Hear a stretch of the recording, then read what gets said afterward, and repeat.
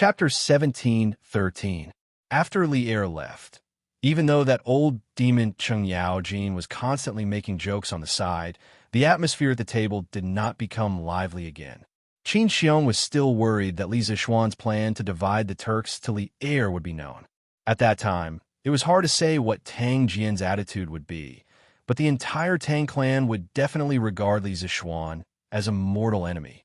As for Li Zishuan, he was worried because he was going to start his life in the army tomorrow. After all, wherever there were people, there would be Jianghu. It was the same in the imperial court and the army. He did not know what awaited him next. Facing such an unknown fate, he could not help but feel a little lost. This was not as simple as solving a math or physics problem. It involved many people and matters. He himself was not sure if he would be able to live a smooth life in the army. Uncle Qin, thank you for your hospitality today. I still have matters to attend to, so I will take my leave first. Many things happened during lunch. Although everyone did not eat to their heart's content, all good things must come to an end. After eating and drinking to their heart's content, they continued to chat for a while before Li Zishuan stood up and bid farewell. Good. Go ahead. Qin Xiong also knew that Li Zishuan would have many things to arrange before going to the army, so he did not urge him to stay.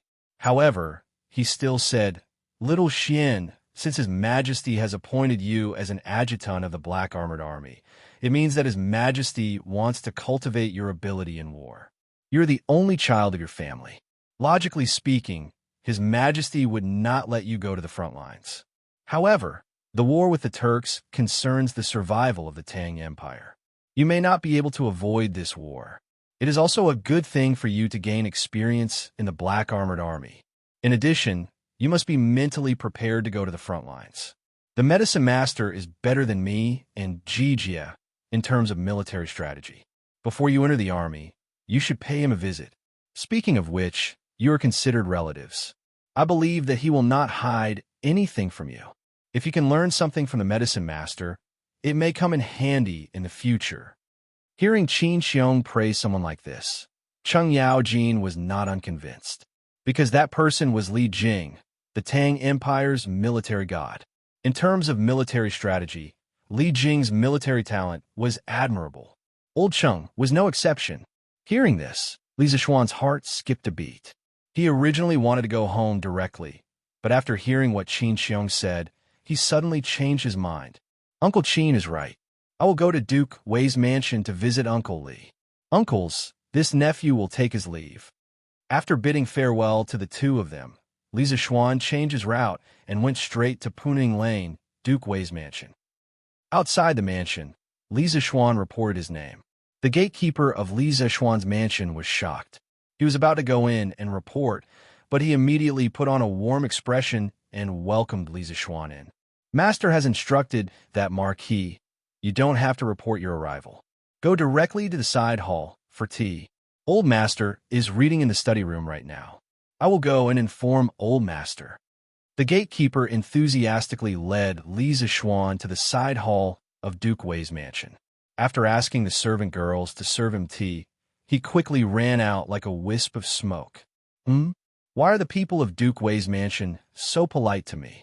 Could it be that Li Jing has divine foresight and predicted that I would come today? So he informed the gatekeeper in advance? That's impossible. The history books only wrote that Li Jing was a military god, but they didn't say that he was a swindler. Li Zishuan, who was sitting on the chair, was not in the mood to taste the fragrant tea. Instead, he muttered to himself. The atmosphere in the mansion was a little too strange. It was true that he was related to Li Jing, but it was far from being to this extent, right? Just as Li Zishuan was puzzled, light footsteps came from outside the door. Li Zishuan frowned because the footsteps did not sound like it came from a man, but more like a woman. As expected, in the next moment, a graceful woman wearing a red dress walked in. Li Zishuan's heart thumped, and he knew that it was not good, because the person who came was Hong Funu. Li Zishuan deeply remembered that when the bearded man first came to Cloud Mountain to show off, he was beaten to a pulp by him and Mo Huai. After that, Hong Funu killed her way to Cloud Mountain and almost fought with her life. If not for Li Jing stopping her, a great battle of the century would probably have broken out on Cloud Mountain. So when he saw the unreasonable Hong Funu again, Li Zishuan immediately had the urge to flee. I was wondering who it was. So it's you. When Hong Funu saw Li Zishuan, she did not glare at him angrily, nor did she speak sarcastically. Instead, she revealed a trace of kindness on her face. She walked towards Li Zishuan with a smile and said, "TSK, TSK. I heard that you fought with the Tuju estate preceptor in the north and did not die. Little Xian, grandmother really underestimated you. But you were able to not lose to Wu Jie, which can be considered as helping your brother vent his anger. Hee. How is it? Have you eaten yet? If you haven't, grandmother will ask someone to prepare some food and wine for you. Oh, if you haven't eaten yet, grandmother will personally prepare food and wine for you." The more Hong Funu spoke, the happier she became. In the end, she could not help but pat Li Zishuan on the shoulder, with a look of, "I'm giving you face, you have to accept it. Many thanks. Many thanks for grandmother's kindness. It's just that I've already eaten before coming here." Li Zishuan shuddered and hurriedly stood up from the stool. He cupped his hands and said, at the same time, he seemed to understand something in his heart.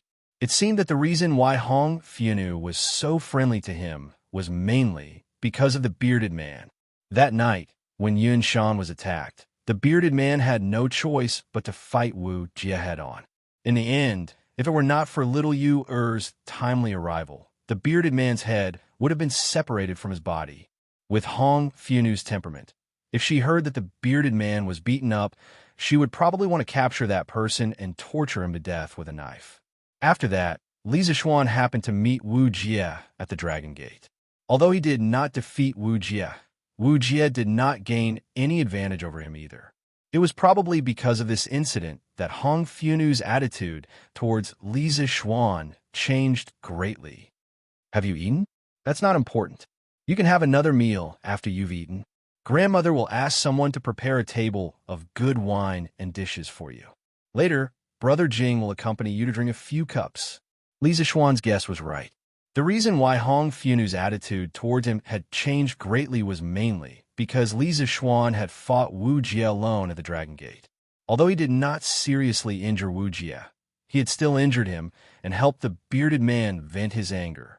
It was not a joke to say that the Feng Chun three heroes were of the same breath and branch. Cough, cough. All right, Chu Chun, don't make things difficult for little Xian. De Jian is looking for you in the front yard. Quickly go out and take a look. Just as Li Zishuan was at a loss, Li Jing finally arrived. He coughed dryly and said to Hong Funu, "De Jian, what did he possibly want from me?" All right. Brother Jing, you can chat with little Xian. I'll go out first." Hong Funu pouted unhappily, then turned around and left. Chapter 17:14. Xiao Xian, what brings you to Chang'an today? I heard that your Yanhuang College has been busy with recruiting students. It seems like you finished your work, right? Duke Wei's mansion, side hall. After Li Jing sent away the nonsensical Hong Funu, he invited Li Zishuan to sit down. After exchanging some pleasantries, Li Jing went straight to the point and asked Li Zishuan why he was here. Li Zishuan cupped his hands and replied, "Uncle Li, I've finished my work at the college. In addition, the 5,000 sets of new armor that His Majesty had ordered the workshop of the interesting pavilion to make have been completed. Therefore, I plan to head to the Black Armored Army camp tomorrow to take up my post. I'm here today to inform General Duan in advance, so I came to visit you." Actually, he was here today to learn from Li Jing, but how could he say such things so bluntly? Li Zishuan, still cared about his reputation. But then again, his relationship with Li Jing was a bit messy. According to his relationship with Han Yushi, he should call Li Jing granduncle. However, this way, Li Jing would be a generation older than Qin Xiong and Cheng Yaojin. This was because Li Zishuan usually called them uncles, but now he called Li Jing granduncle. What was going on? Therefore, ever since he found out that Han Yushi's father, Han Tianhu, was a descendant of Han Qinhu, one of the 8 pillar countries of the former Sui dynasty, Old Cheng had emphasized to Li Zishuan more than once that he could not call Li Jing granduncle. Oh, 5,000 sets of weapons and armor. How did your workshop finish making them so quickly? When Li Jing heard this, his eyes flashed, and he could not hide the shock on his face. As the Minister of War, Li Jing was not only proficient in leading troops to war, but he also had a good understanding of weapon manufacturing. He knew that according to the plate armor style that Li Zishuan had shown in front of the civil and military officials, there were no more than 5 workshops in the Tang Dynasty that could make such exquisite plate armor. Including the Ministry of Works and the Work Supervisor, there were no more than 5. Even if the Ministry of Works and the Work Supervisor worked together, it would be impossible for them to create 5,000 sets of such armor in a month's time. How could Li Zishuan not be surprised that Li Zishuan's interesting pavilion workshop did it? Yes, thousands of craftsmen, working day and night, finally succeeded. Li Zishuan nodded calmly. Others only knew how amazing this speed was, but they didn't know how much the workshop had paid for this speed. Even though Li Zishuan's family was extremely wealthy, creating these 5,000 sets of armor was still a huge blow to his vitality. After all, if he wanted to achieve such a fast speed, he needed enough skilled craftsmen. If he wanted to motivate the craftsmen to produce, he had to give them enough wages. However, the only fortunate thing was that the iron and vanadium used to make the weapons and armor were all dug out from the mines. Li Zishuan had a few mines in his hands. In terms of raw materials, he only had to pay the miners' wages and the cost of transporting the ores. Otherwise, just these 5,000 sets of armor would be enough to empty his family's fortune. Making weapons was really too expensive, especially in ancient times where there was a shortage of iron. However, even though he had spent a lot of money to make these 5,000 sets of armor, Li Zishuan didn't regret it, because to him, money could be earned again, but if the country was gone, it would be useless no matter how much money he earned. Good, good, good. Hearing the affirmative answer, Li Zishuan nodded repeatedly. He smiled and said, Xiao Xian, these armor and armor of yours came at the right time. Shelly in the north is making a move. I'm sure you've heard about this, right? Now that the Tang Empire and the Turks are at each other's throats, the sooner you can make the armor and armor, the sooner the newly formed Black Armored Army can be formed. I've already heard about the movements of the Wolf Tribe in the north. That's why I'm in such a hurry to go to the army camp. Li Zishuan nodded and said, Xiao Xian, not only are you strong in martial arts, but you're also meticulous. In fact, not only Jijia and Shu Bao, even I have always wanted to transfer you into the army. However, you're Jingma's only son, so I can't bear to do that. Now that the Tang Empire is in danger, and you've coincidentally become the Black Armored Army's commander, I think it won't be long before you shine in the Tang Empire's military. Li Zishuan pondered for a moment and looked at Li Zishuan with a serious face. He wasn't deliberately flattering Li Zishuan. A person with unparalleled martial arts could become a fierce general. However, in addition to unparalleled martial arts, this person also had unparalleled wisdom and meticulous thinking. With a little training, this person would definitely have the chance to become a 1 in a million good general. And Li Zishuan was such a person, a master of the Grandmaster realm and the head of the engineering school. Wasn't that the perfect combination of martial arts and wisdom? Uncle Li, you're too kind. Hearing this, Li Zishuan hurriedly cupped his hands and said, Although I'm strong in martial arts, I've never led an army to war before. How can I deserve such praise from Uncle Li? Li Zishuan looked at Li Zishuan meaningfully and smiled faintly. Of course you deserve it. I also believe that my judgment is not wrong. If you don't believe me, then let's wait and see. Li Zishuan laughed dryly and didn't continue the conversation. Li Zishuan was silent for a moment and said, Leading an army to war requires actual combat experience, but this experience can be cultivated later. In these years, I've followed His Majesty to fight in the north and south. I've experienced at least 800 battles, if not 1,000. I have some understanding of the art of war and strategy, but I don't know if you'd like to listen to my nagging. Li Zishuan was delighted. He hurriedly stood up and bowed to Li Zishuan solemnly. He said, Uncle Li, what are you talking about? You're the invincible war god of the Tang Empire. It's my honor to be able to listen to your teachings on the art of war. If I hadn't been apprenticed when I was young, I would have been willing to serve you as a teacher." Seeing Li Zixuan's attitude, Li Zixuan felt gratified. In fact, he had never intended to accept any disciple. His position in the military was too high. He only wanted to live a secluded life and not get involved in politics to reduce the suspicion of the emperor. Therefore, he had never thought of accepting any disciple. However, Li Zixuan was too outstanding in both martial arts and literature. It was hard not to love him. In addition, Li Zixuan was his junior and relative. Under such circumstances, Li Zixuan couldn't help but want to teach Li Zixuan something. The generals of their generation would eventually grow old. He hoped that Li Zixuan could shoulder the heavy responsibility of making the Tang Empire prosper in the future. You don't have to be so serious. I can't teach you anything too profound in such a short time. I'll just teach you some superficial things so that you can have a general understanding of the military drill of the Tang Empire." Li Zixuan stood up and helped Li Zixuan up. He said with a smile. Chapter 17:15. Duke Wei's Mansion. Li Jing's lecture lasted all the way until dusk. He spoke very quickly, and Li Zixuan, who had strong mental strength, digested it very quickly as well. It was so fast that even Li Jing could not keep up with Li Zixuan's speed. This was really a strange thing. A teacher's lecture speed could not keep up with the speed at which a student digested the knowledge. This was really unheard of. Initially, Li Jing only wanted to talk to Li Zixuan about the current structure of the Tang army, the main generals in the army, and the military formations that were often used during military drills.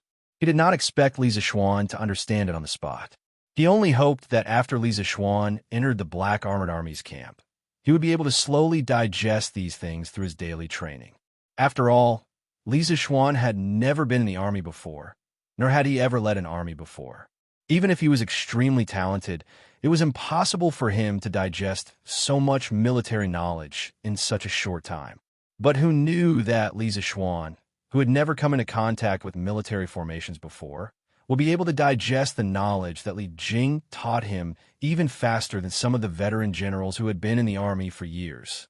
Sometimes, Li Jing only needed to talk about the general rules of a certain military formation and the principles of cooperation, and Li Zixuan would be able to draw inferences from it.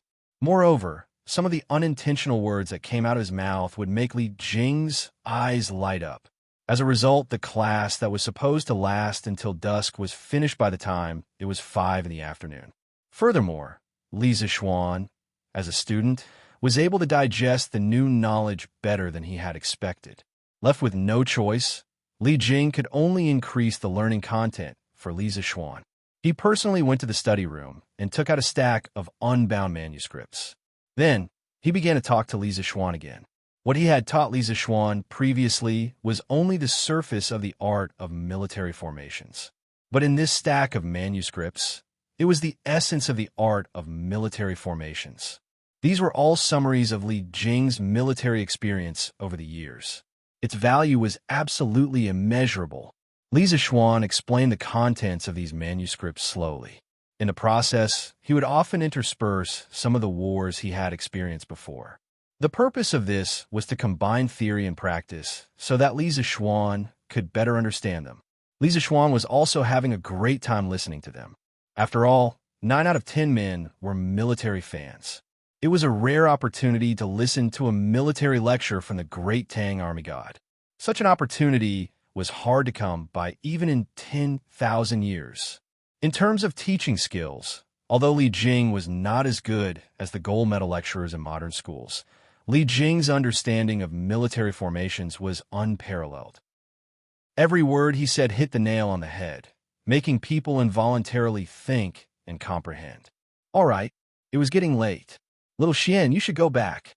Otherwise, when the city gates close, it won't be easy for you to leave the city.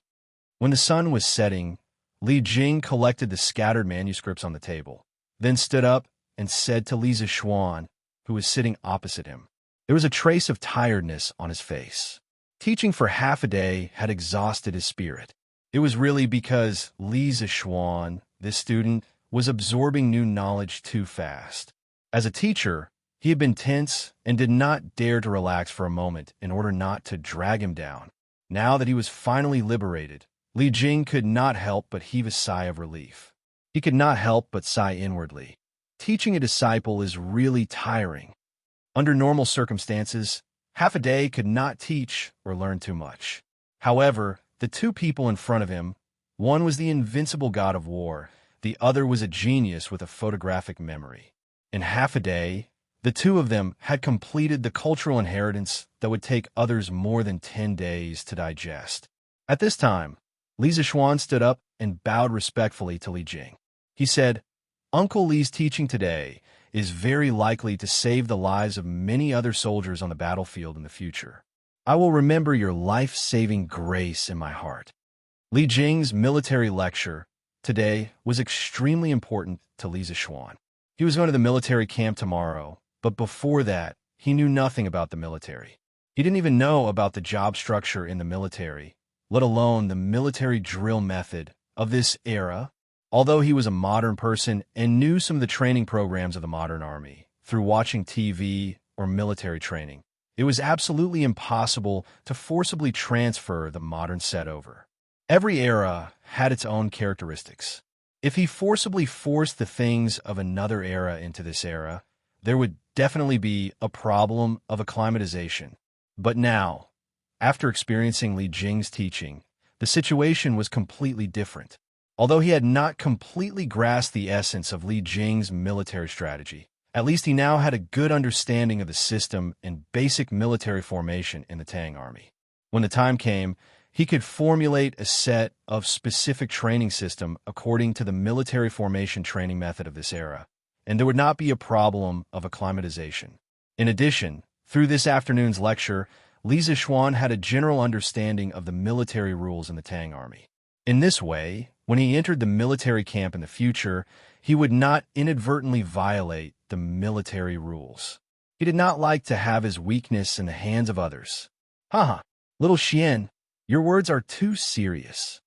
Li Jing waved his hand and said, "The art of war exists in the heart, and the actions are more important than the reason." The so-called art of war can only allow you to understand the deployment of various military formations and battlefield strategies, but the situation on the battlefield is constantly changing. Blindly imitating the art of war is not advisable. Since you have received my teachings on the art of war, you are half a disciple of mine. This old man does not want you to become that armchair strategist Zhao Kuo, who brings disaster to the country and the people. You must remember what this old man has said today. Li Jing's face was filled with solemnity. Although he had great military achievements in his life and was revered as the war god of the great Tang by the people, he had never formally accepted a disciple. On one hand, he wanted to keep a low profile, and on the other hand, he did not want to have a half-baked disciple like Zhao Kuo, who would bring disaster to the lives of the soldiers. Ho Junji was not Li Jing's disciple yet. Li Zixuan clasped his hands solemnly and said, "This nephew will remember Uncle Li's teachings. I will not become that armchair strategist, Zhao Kuo." After a few moments of hesitation, Li Jing reluctantly handed the pile of manuscripts on the table to Li Zixuan and said, "These manuscripts are some of the insights this old man has gained about the art of war while following His Majesty. This old man has named it the Mirror of Six Armies. Although it has not been completed yet, it should be of some help to your current situation. Take it back today and have someone copy it before returning the original manuscript to this old man." Mirror of Six Armies. It was actually the Mirror of Six Armies. In history, the Mirror of Six Armies was the first book written by Li Jing that gathered the essence of the art of war, but for some reason, it was lost. Li Zixuan did not expect Li Jing to pass such a precious book on the art of war to him. It seemed that today's trip was not in vain. Many thanks to Uncle Li for passing this book on the art of war to me. Li Zixuan was overjoyed as he hurriedly received the book with both hands. Chapter 17:16. Li Zixuan was in a good mood as he held the Mirror of Six Armies that Li Jing had given him. This was Li Jing's masterpiece in the art of war. Although there were many military books in this era, such as Sun Tzu's The Art of War, they had to keep pace with the times.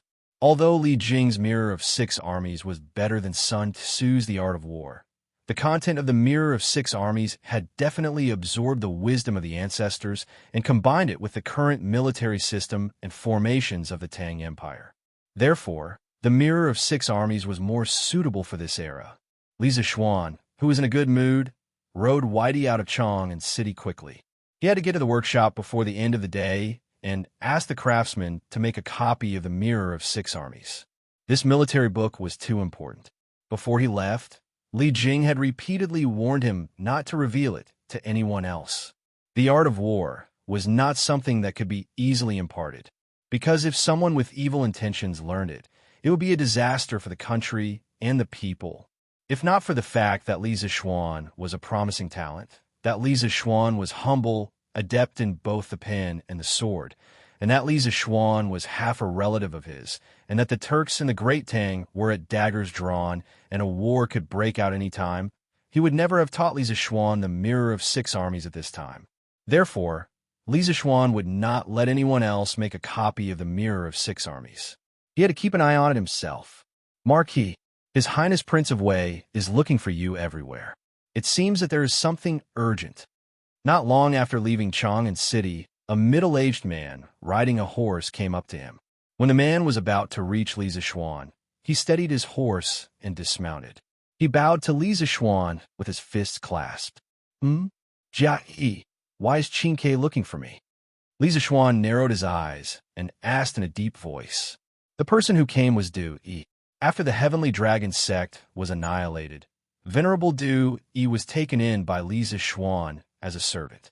In order to avoid causing panic in his family, Li Zixuan changed Du Yi's name to Jia Yi. After a long time, he got used to calling him Jia Yi and not Du Yi. Counting the days, Du Yi had been a servant of the Marquis's household for nearly half a month. During this time, Li Zixuan had probed Du Yi many times, intentionally or unintentionally. However, he found that the other party seemed to have accepted his fate and did not have the slightest intention of rebelling. Thus, Li Zixuan gradually relaxed his guard against Du Yi. However, even so, Li Zixuan did not dare to let Du Yi stay in the Marquis's mansion all the time. Usually, Du Yi spent more time in the Yunshan courtyard. And Mo Huai, a master at the late stage of the Grandmaster realm, was guarding the Yunshan courtyard. Even if Du Yi had the intention of rebelling, he would not be able to make any waves. In any case, Li Zixuan did not dare and would not risk his family. He was rarely in the Marquis's mansion, so he would not leave Du Yi alone in the Marquis's mansion. Du Yi used to be a monk. However, after becoming Li Zixuan's servant, in order to avoid attracting strange gazes when he went out, he usually wore a silk scarf hat outside. He looked a bit like a barbarian from beyond the Great Wall. In the face of Li Zixuan's inquiry, Du Yi shook his head and said, I don't know. Half an hour ago, the King of Wei went to the academy to look for the Marquis. When he found out that the Marquis was not on Cloud Mountain, he ordered this penniless monk to head down the mountain to look for the Marquis. Prince of Wei only said that he had something urgent and wanted you to go back to the workshop as soon as possible. Li Zixuan's heart skipped a beat. Could it be that there was a new development in the steam engine research? He nodded at Du Yi and said, That's good. Let's go back to the workshop as soon as possible. He had originally planned to go to the workshop to make a copy of the military book. Now, he could solve Li Tai's problem along the way. Thus, the master and servant rode 2 horses and galloped wildly on the official road, splashing up a lot of smoke and dust along the way. Young master, you're finally here. Prince of Wei and Faubert are at the steel mill. You should go quickly. As soon as they arrived at the workshop, Song Xiaoxi came up to them and said hurriedly as he helped Li Zixuan lead the horse. Okay, since they had already arrived at the workshop, Li Zixuan didn't ask for more details. He would know what happened in a moment anyway. He was about to step in the workshop when he suddenly stopped and turned to Song Xiaoxi and said, Song Xiaoxi, I'm sorry. Xiaoxi, go to the editing department and ask the craftsman who is in charge of making a copy to not leave work yet. I have something to ask him. Although Li Tai's matter was important, making a copy of the military book was also very important. The contents of the military book might save his life on the battlefield in the future. Yes, young master. Song Xiaoxi responded and then went to lead Big White to the stable in front of the workshop. There was high-quality horse grass there. Li Zixuan then walked in through the door. Marquis, I will wait for you outside. He cupped his fists and said. Ever since he became Li Zixuan's servant, he hadn't really entered the workshop. He knew that Li Zixuan's most important secrets were hidden inside. Although he was curious, it was only curiosity. He didn't have any other improper thoughts. Li Zixuan frowned. After a moment, he said, It's fine. Come in with me. He was not only a person with strong martial arts, but he was also quick-witted and had many tricks up his sleeve. If this kind of person could be loyal, Li Zixuan felt that he could be of great use. Therefore, he did not mind giving more temptations to test him. He was stunned when he heard this. He probably did not expect Li Zixuan to take the initiative to invite him into the workshop. However, while he was still in a daze, Li Zixuan had already walked in. He quickly responded, Yes, Marquis. After saying that, he hurriedly followed them in. Qingke, why hasn't the leaf turned yet? Soon. It should be soon. Steward Zhang, get someone to make the fire bigger and pump more air into it. Let the water boil faster. All right. When Li Zixuan walked in the steel mill, he heard the voices of Li Tai, Faubert, and the rest. The atmosphere seemed to be heavy. He looked around and saw a huge cylindrical furnace standing in the middle of the yard. The furnace's surface had gears and connecting rods and other transmission mechanisms. At the end of the furnace was a generator made by the workshop. A few shirtless blacksmiths were blowing air into the furnace. Although he could not see the flame, Li Zixuan could feel a wave of heat hitting him in the face. It's moving. It's moving. It's spinning. And it's getting faster and faster. Success. We've succeeded. At this moment, the connecting rods drove the gears, and the gears drove the generator's wheels to turn. The people in the yard suddenly cheered. No one noticed Li Zixuan's arrival. He widened his eyes and looked at the huge machine in disbelief. He clearly did not see anyone exerting force on the machine, but how could the machine turn on its own? Could this be the magic of immortality? Thinking back to the magic of immortality that he had performed on the streets of Chang in order to bewitch the people, Yi's face could not help but burn. Compared to this, the magic of immortality that he had performed before could only be regarded as child's play. Ha! Good, good, good. Qingke, you finally succeeded. The Tang Empire and even the whole world will completely change because of your invention. When Li Zixuan saw that Li Tai's steam engine test was successful, he could not help but clap his hands and laugh excitedly. Chapter 17:17. There is no doubt about the steam engine's role in promoting the development of human society. It was the most important symbol of the replacement of handicraft labor by large-scale machine production. Perhaps Faubert, Zhang Hongsheng, Li Tai, and the others in the workshop did not realize the great value of the steam engine. But as a modern man, Li Zixuan knew very well that this thing was enough to change this era. In the past, he invented the Tang daily, the immortal chariot, the curved plow, the water wheel, and other things. Perhaps they caused the wheel of history to deviate slightly from its original trajectory, but the appearance of the steam engine was very likely to cause history to be completely different from what was described in the history books. Yamacho, you're finally here. Hearing Li Zixuan's voice, Li Tai, who was in a state of great excitement, turned around and saw Li Zixuan standing at the door of the courtyard, looking at him with a smile. Li Tai was excited and complained a little. Speaking of which, after the first steam engine was built today, he had originally planned to invite Li Zixuan over to test it himself.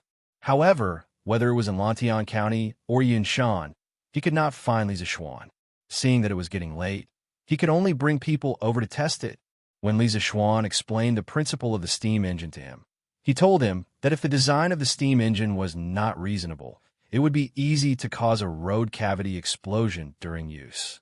Little Fatty cherished his life, so he wanted Li Zishuan to come over and take charge. But after waiting for a long time, Li Zishuan did not come. So he could only take the risk and try it himself. Fortunately, there were no major problems in the end. I went to Chang'an City today for some business. If I had known that you were going to test the steam engine today, I wouldn't have stayed in Chang'an City for so long. Li Zishuan walked to Li Tai, patted the latter's shoulder with a smile, and explained a little. Then he said, you did a good job, Qin Ke. This steam engine is stable and can drive the generator at a constant speed, which proves that you've succeeded. Congratulations. You've completed a magnificent invention. The millions of people of the Great Tang will remember you, and your name will definitely appear in the history books. Li Tai also felt that he was very amazing to have achieved great success on his first attempt at building a steam engine. However, after hearing Li Zishuan's praise, he felt a little embarrassed. He scratched his head and said, Yamacho, Tai only built a steam engine. How can millions of people in Tang remember it? And it will be written in the history books? Aren't you exaggerating? Although the rest of the people didn't say anything, they had a look of deep understanding on their faces. Obviously, they were like Li Tai, not realizing the huge change that the steam engine could bring to this era. Not exaggerating. Not exaggerating at all. In about a year, you will understand that what I said today is not an exaggeration at all. Li Zishuan smiled mysteriously, and then he looked at the steam engine and the transmission mechanism outside. Although this thing was running normally now, it did not mean that there were no hidden problems. He had to check it carefully. Seeing Li Zishuan's serious tone, everyone subconsciously believed his prediction. Li Tai shook his head and said, Yamacho, even if the steam engine is really so important, the person who will be recorded in the history books should be you, not Li Tai. All the blueprints for the steam engine came from Shanzhong. Tai was just following the blueprints and drawing according to the blueprints. The credit of inventing the steam engine is not mine. As Li Zishuan inspected the steam engine, he smiled faintly and said, Imitating a gourd requires skill. Some people try to imitate a tiger, but end up looking like a dog. Compared to them, Qin Ke, you're much better. Also, it is not easy for you to build a steam engine in such a short time. The success of the steam engine belongs to all of you. As for me, it is better if I don't have this false reputation. While they were talking, Li Zishuan had already checked all the details of the steam engine and transmission mechanism. He nodded with satisfaction again and said, there should be no problems. Just follow this prototype and make a few more.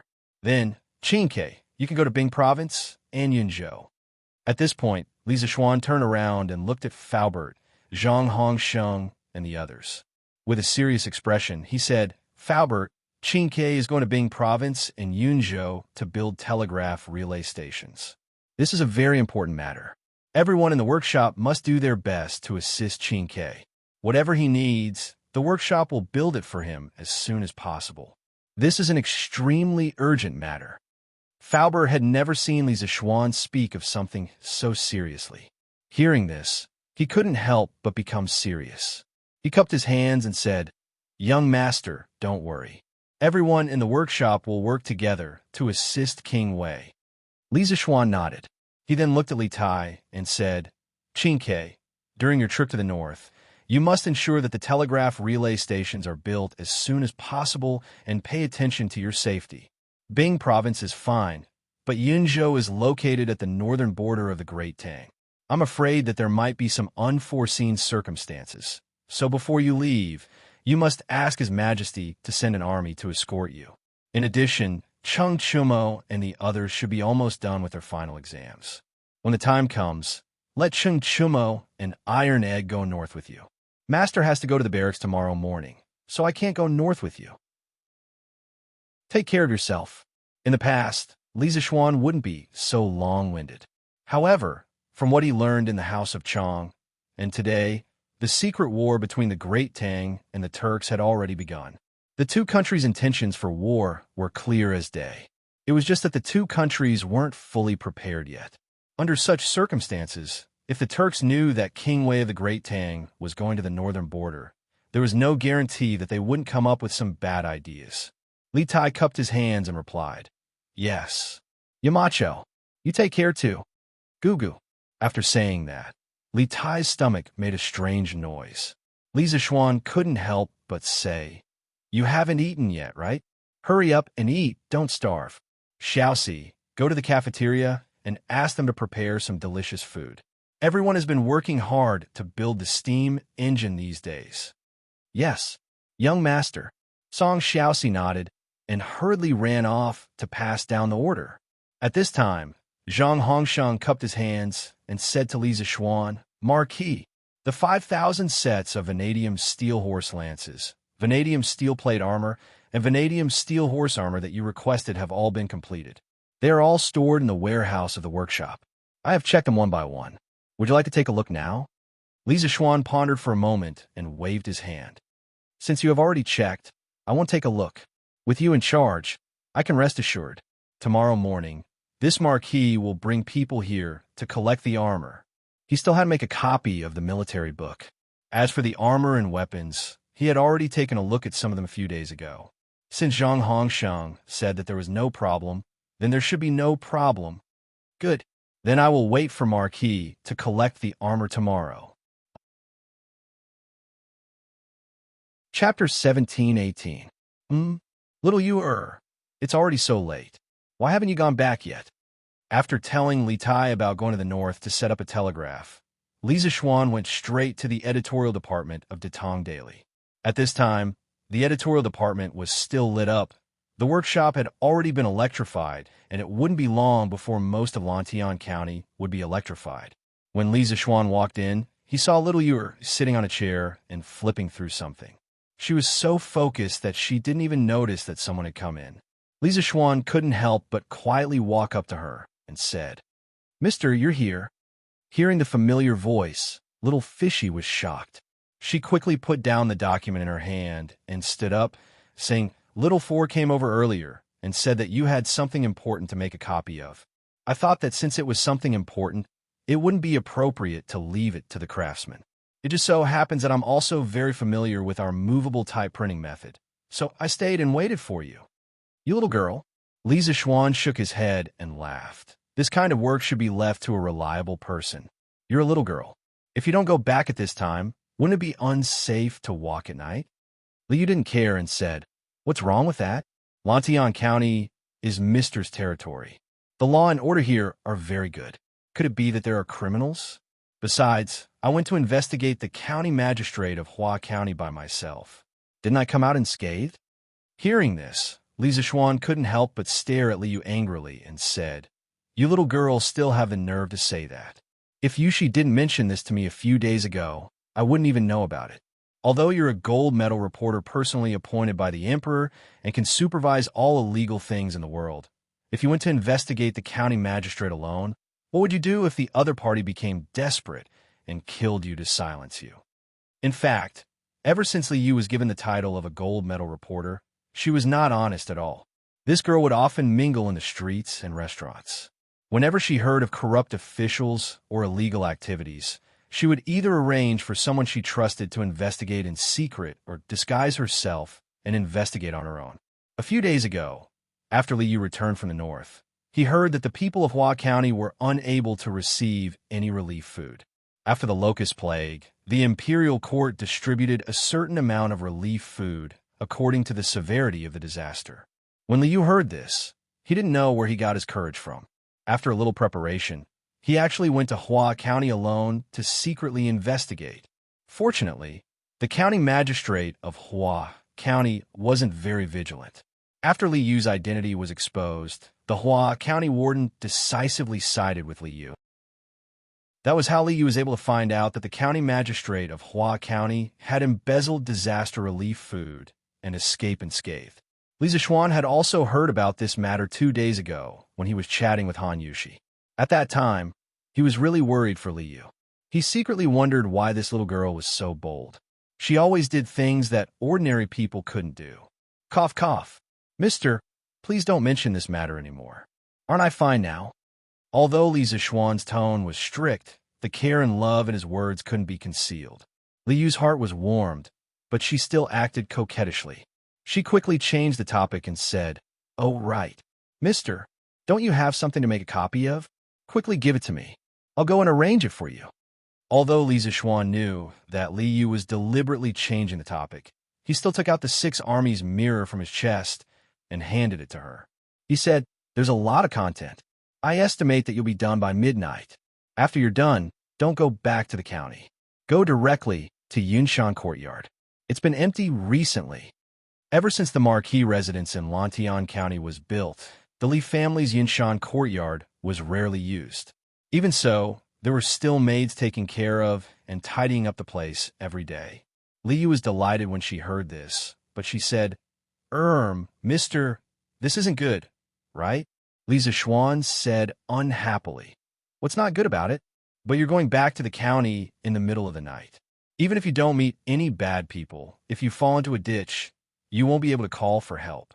From a workshop to Yinshan Courtyard, there are street lamps all the way. There won't be any accidents." Li Yu smiled and said, "Thank you, mister. Then I'll go make a copy of the book." After that, Li Yu took the 6 armies mirror from Li Zixuan's hands and went out the door. Looking at the girl's energetic back, Li Zixuan shook his head helplessly.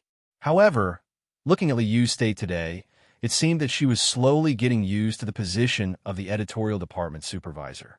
A few days ago, Ma Zhou went to Qingzhou to take up the position of the provincial governor. The entire editorial department's heavy burden fell on Li Yu's shoulders. At first, Li Zixuan was worried that this girl wouldn't be able to handle such a huge pressure. However, after Ma Zhou left, the Datong daily editorial department had been operating normally without any problems. This meant that Li Yu was slowly able to control this huge mess.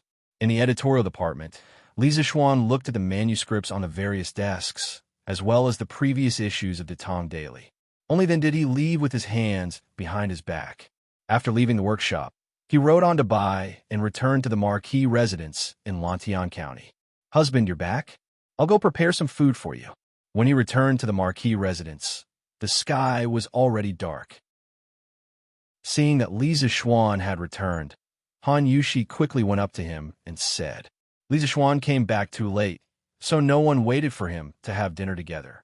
Li Zixuan said casually, "No need to trouble yourself. Let the kitchen maid heat up the dinner. I'll just eat whatever I want." Han Yushi frowned. However, seeing that Li Zixuan was so insistent, she couldn't persuade him. She could only let Xiao he instruct the kitchen. After a while, the dishes were served.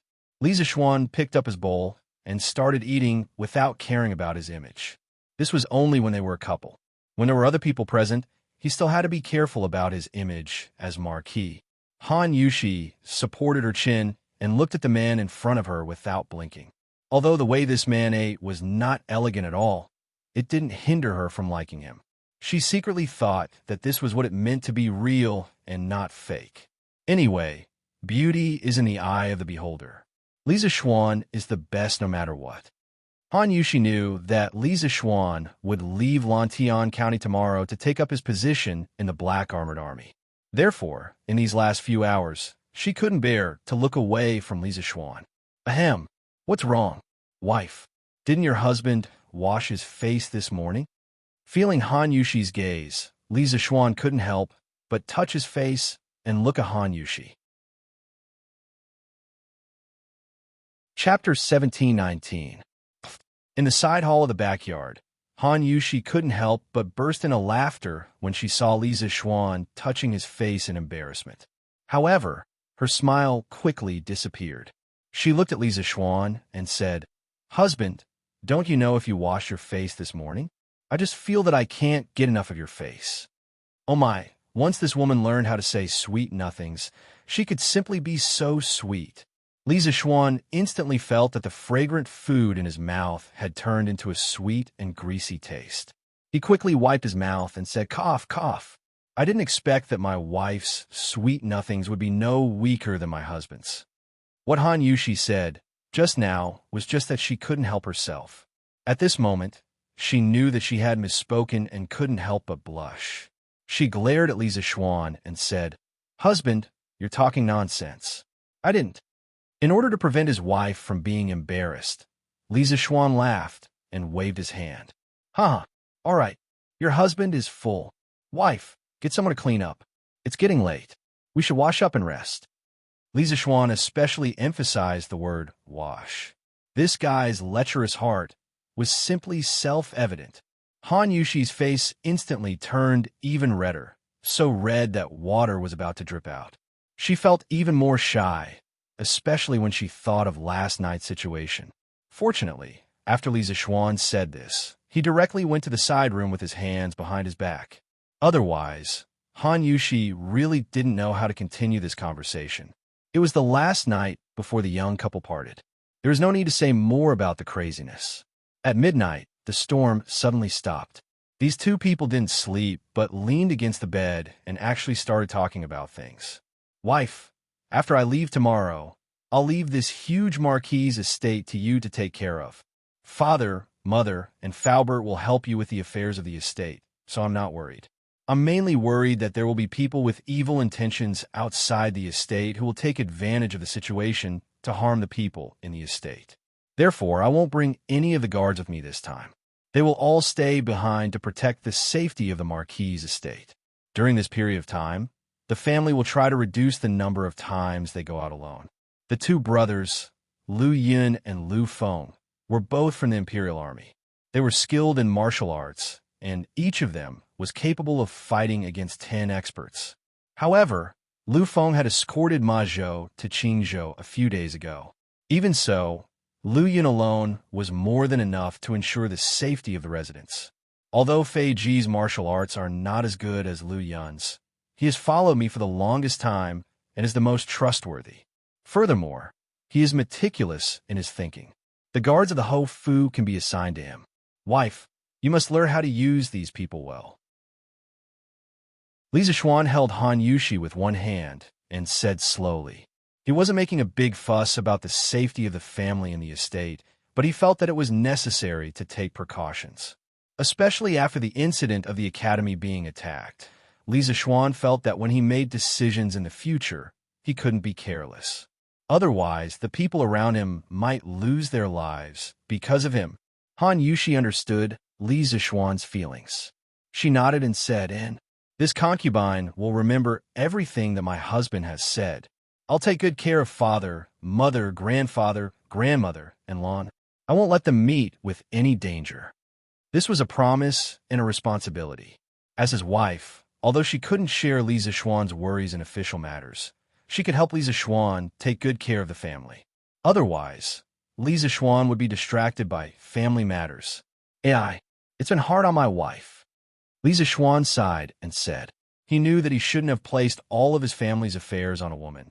But the current situation forced him to temporarily leave this small family and strive for a stable environment for the other great family to develop.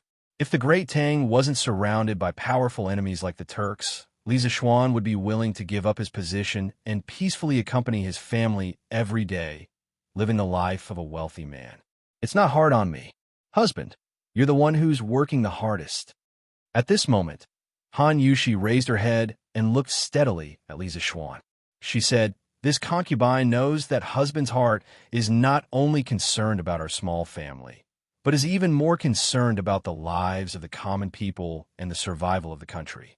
This concubine does not ask that husband can stay by this concubine's side forever. I only ask that husband can protect himself when you're outside. To this concubine and my parents, husband is the sky of this family." This silly woman, although she didn't talk much, she would always be the one who understood Li Zishuan the most. Hearing this, Li Zishuan couldn't help but pull Han Yushi into his arms and hug her tightly. He sighed and said, "You know me best, my wife. However, your husband isn't as great as you think. Your husband doesn't have great ambitions. I only want to be by your and my parents' side every day. But without a big family, how can there be a small family? If we don't take care of the Turks, the Great Tang will never be at peace, and the people of the Great Tang will always have a sword hanging over their heads that could fall at any moment. In this situation, how can our families live happily together? So it's not that your husband has great ambitions, but that I'm forced by the situation." Han Yushi looked at Li Zishuan lovingly and said, "Husband, why do you have to belittle yourself like this? This concubine likes a husband like you. It was said that the men of the Gu family were the cutest. Some men might be conferred the title of Marquis, Prime Minister, and Minister, but they might not be good husbands, good sons, or good fathers to their families. Han Yushi felt that Li Zishuan was quite good like this. Huh? Li Zishuan smiled. He stroked Han Yushi's back and suddenly thought of something. He said, "Oh right. If I remember correctly, Ren Biao and Li Jingchu should be getting married soon, right? Ren Biao is my good brother, and Li Jingchu is my adopted sister. I'll have to trouble my wife to send a congratulatory gift to Qizhou." Han Yushi knew a little about Wang Renbiao and Li Jingchu. Hearing this, she nodded and said, "This concubine understands. I'll go and arrange it tomorrow." Li Zishuan responded. He suddenly felt a wave of tiredness. After all, it was already early in the morning. Thus, he patted Han Yushi's back and said, "It's getting late. Wife, let's rest." "Husband, wait." Han Yushi suddenly sat up. She was a little shy, but also a little anxious. Li Zishuan couldn't help but be confused. Han Yushi stretched out her wrist and said softly, "Husband, help me take my pulse." "Take your pulse? Take what pulse?" "Wife, were you feeling unwell?" Li Zishuan heard this and was even more confused. Han Yushi lowered her head and said softly, "This concubine feels that after these 2 days, our concubine seems to be pregnant." "Husband, your medical skills are excellent. Can you take my pulse?"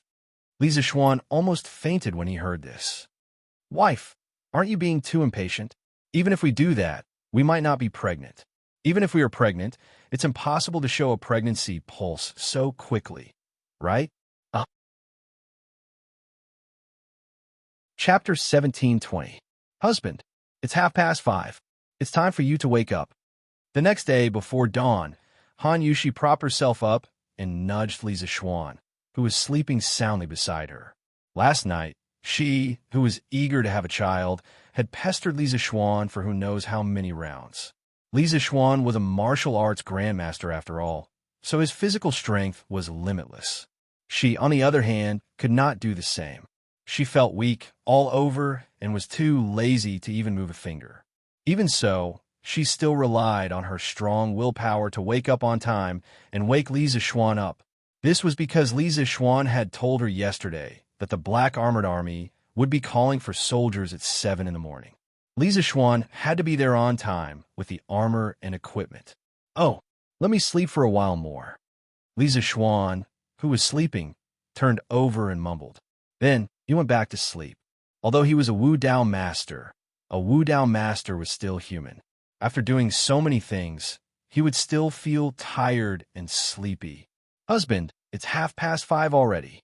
If you don't wake up now, you won't be able to make it to the military camp before 7 in the morning." Han Yushi felt helpless. Although Li Zishuan's tired expression made her heart ache, she didn't dare to let Li Zishuan delay such important military matters. "Oh, military camp? It's 5:30 already?" Li Zishuan finally woke up. He opened his eyes and climbed out of bed. Thank goodness for you, my wife. Otherwise, I would have overslept." As he spoke, Li Zishuan had already lifted the blanket and jumped out of bed to get dressed. This was his first day at the military camp. He didn't want to be late. Wouldn't that be handing his weakness to the enemy? Besides, in his previous life, Li Zishuan didn't like to be late. It was a matter of personal habit. "Husband, let this concubine help you dress." Han Yushi used all her strength to get up, but she forgot that she was only wearing a very thin gauze dress. This movement almost made Li Zishuan unwilling to get out of bed again. "Ahem. Wife, don't move. You better have a good rest. I'll wear it myself." Li Zishuan coughed and quickly pressed Han Yushi down. Then, he got out of bed and went to get dressed. Since he was going to the military camp, he naturally had to wear armor. Li Zishuan was wearing the military uniform given to him by the imperial court and not the latest plate armor made by the workshop. That thing was too troublesome to wear. If one's body wasn't flexible enough, one person probably wouldn't be able to do it. Even if his body's flexibility was perfect, if he wanted to wear the new plate armor made by the workshop, he wouldn't be able to do it without a cup of tea's time. When Han Yushi was pressed down by Li Zixuan, she knew that she had just walked. She, who was more shy, used the blanket to wrap her body. Looking at Li Zixuan's heroic appearance and armor, the admiration in her heart couldn't help but grow stronger. It was said that a man in a military uniform was the most charming. The style of the Tang Dynasty's armor was very heroic and domineering. Of course, the most important thing was that Li Zixuan was born handsome. Now that he was wearing armor, he would definitely charm a lot of young ladies when he walked outside. How could Han Yushi be an exception? Hey, I didn't expect it to fit so well. This saves me a lot of trouble. Li Zixuan moved his arms and couldn't help but sigh. Then he walked to the bedside and looked at Han Yushi on the bed. He said, "Wife, I'm going to the military camp. Stay at home and take good care of your parents. You also have to take good care of yourself. Understand?" Chapter 17:21. I didn't expect you to think so highly of Li Zixuan, Erlang. In the bedchamber, after Li Er finished speaking, Empress Zhongsun couldn't help but sigh with emotion. This child has only returned to Chang, and for a little more than a year, but he is already in the court and has been conferred the title of Marquis. Sometimes I'm really curious how spiritual master Ling Su trains his disciples to actually produce such an outstanding person like Li Zixuan. Empress Zhongsun couldn't help but associate Li Zixuan with her own children. After all, in terms of age, Li Zixuan wasn't much older than Li Changxian and Li Tai. A trace of doubt flashed through Li Er's eyes.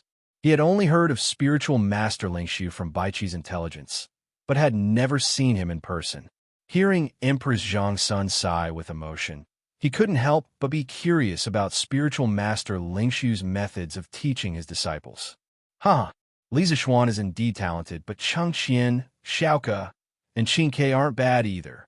Changqian is now conscientious and is learning how to manage government affairs from me. In time, when I grow old, Changqian will certainly become a wise ruler. Xiaoke is dedicated to managing the Yanhuang Bank. Yesterday, he came to me to ask for people, saying that he wants to set up a department called the Gold-Clad Guard in the bank to supervise the illegal matters within the bank and to protect the bank's safety. If the bank can really become orderly under his management, then my Tang Empire will be able to recreate a super golden age, no less than the Qin Emperor's Hanwu era.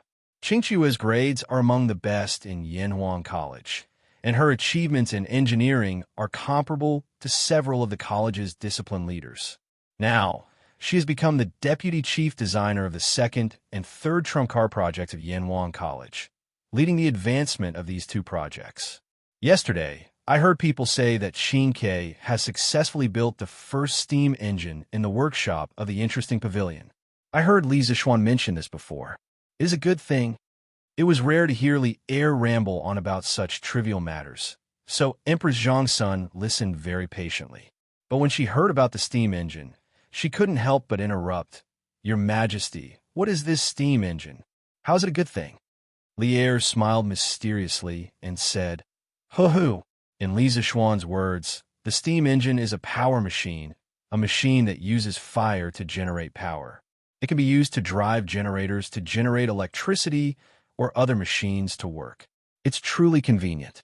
It's hard to imagine how prosperous our great Tang would be if this machine could replace human labor on a large scale. Empress Zhongsun opened her small mouth in surprise. Using fire to generate power? The cyan sparrow can actually create such a miraculous thing? At this moment, Empress Zhongsun was only short of saying, "Is this still my son?" She found it hard to imagine that the child who only knew how to fight for his parents' favor not so long ago had now become a master of engineering and created such a wonderful product. The change between before and after was really too great. Maid Guanyin, don't underestimate Qingke. I can see that as long as this child uses his intelligence in the right place, no one can compare to him. Li Er smiled proudly.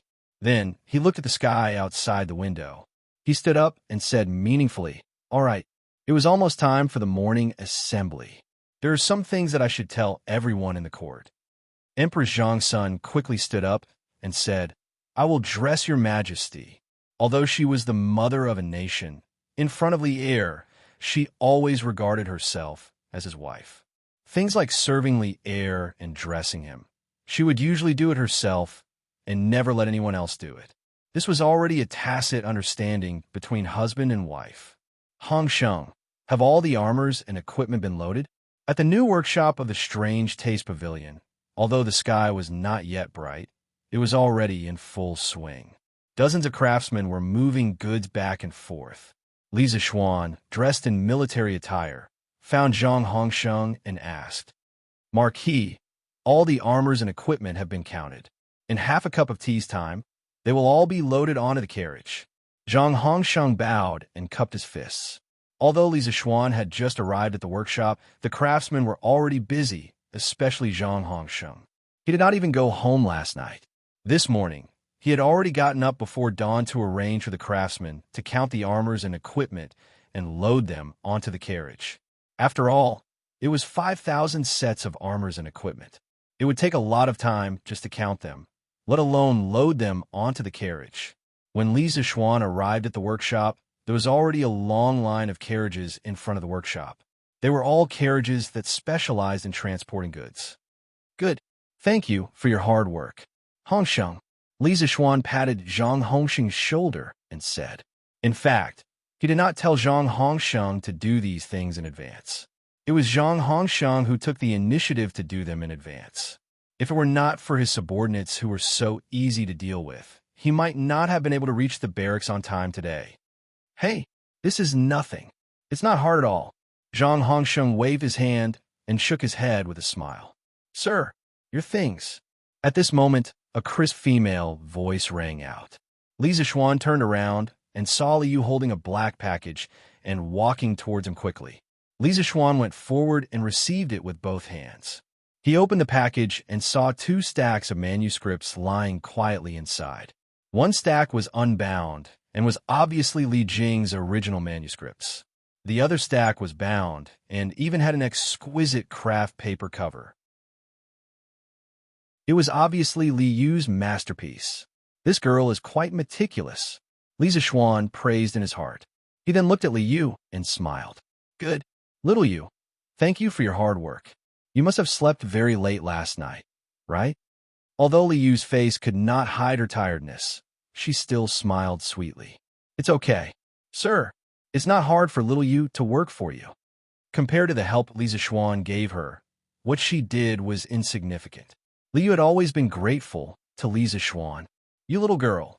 Li Zixuan shook his head helplessly and said, "Go back and rest after you've given the orders to the editorial department today. It's easy for girls to get wrinkles if they stay up too late." Li Yu wrinkled her nose and whispered, "I won't get wrinkles." Zhang Hongsheng walked over and cupped his fist. "Marquis, all 5,000 sets of weapons and armor have been loaded. There's a total of 100 carriages. Do you want to check?" Li Zixuan perked up and waved his hand. "No need. I'm not worried about you. After I leave, Hongsheng help Faubert with the workshop. He's old now. Try not to let him tire himself out." Zhang Hongsheng cupped his fist. "Understand. Marquis, don't worry." Li Zixuan nodded and looked at Li Yu. "Little Yu, I have to go to the barracks. Take care of yourself. If there's anything, send me a telegram." Li Yu took a deep look at Li Zixuan and cupped his hands as a disciple. "Take care, Mr. Li Zixuan made a sound of acknowledgement and then shouted to his bodyguards, "Move out. Destination, Chang'an City." Chapter 1722. At Li Zixuan's command, more than 100 carriages set off at the same time, heading straight for Chang'an. 5,000 sets of armor, and these were the most advanced weapons and armor in the world. Both Li Zixuan and the imperial court attached great importance to this. Li Zixuan had taken more than half of the personal guards of the Marquis's residence with him today, and more than 100 soldiers of the Imperial Army at the foot of Cloud Mountain had also been transferred over to accompany Li Zixuan in escorting these weapons and armor to Chang'an. Although the folk customs of the Tang Empire were open and chivalrous, and the imperial court did not explicitly forbid scholars and chivalrous men from carrying swords or other weapons, The imperial court would never allow the weapons and armor made by the new workshop of the interesting pavilion to fall into the hands of the common people. This was because the new weapons and armor were simply too formidable. Just imagine if someone were to obtain a set of vanadium steel armor, a vanadium steel horse lance, and a vanadium steel horse armor.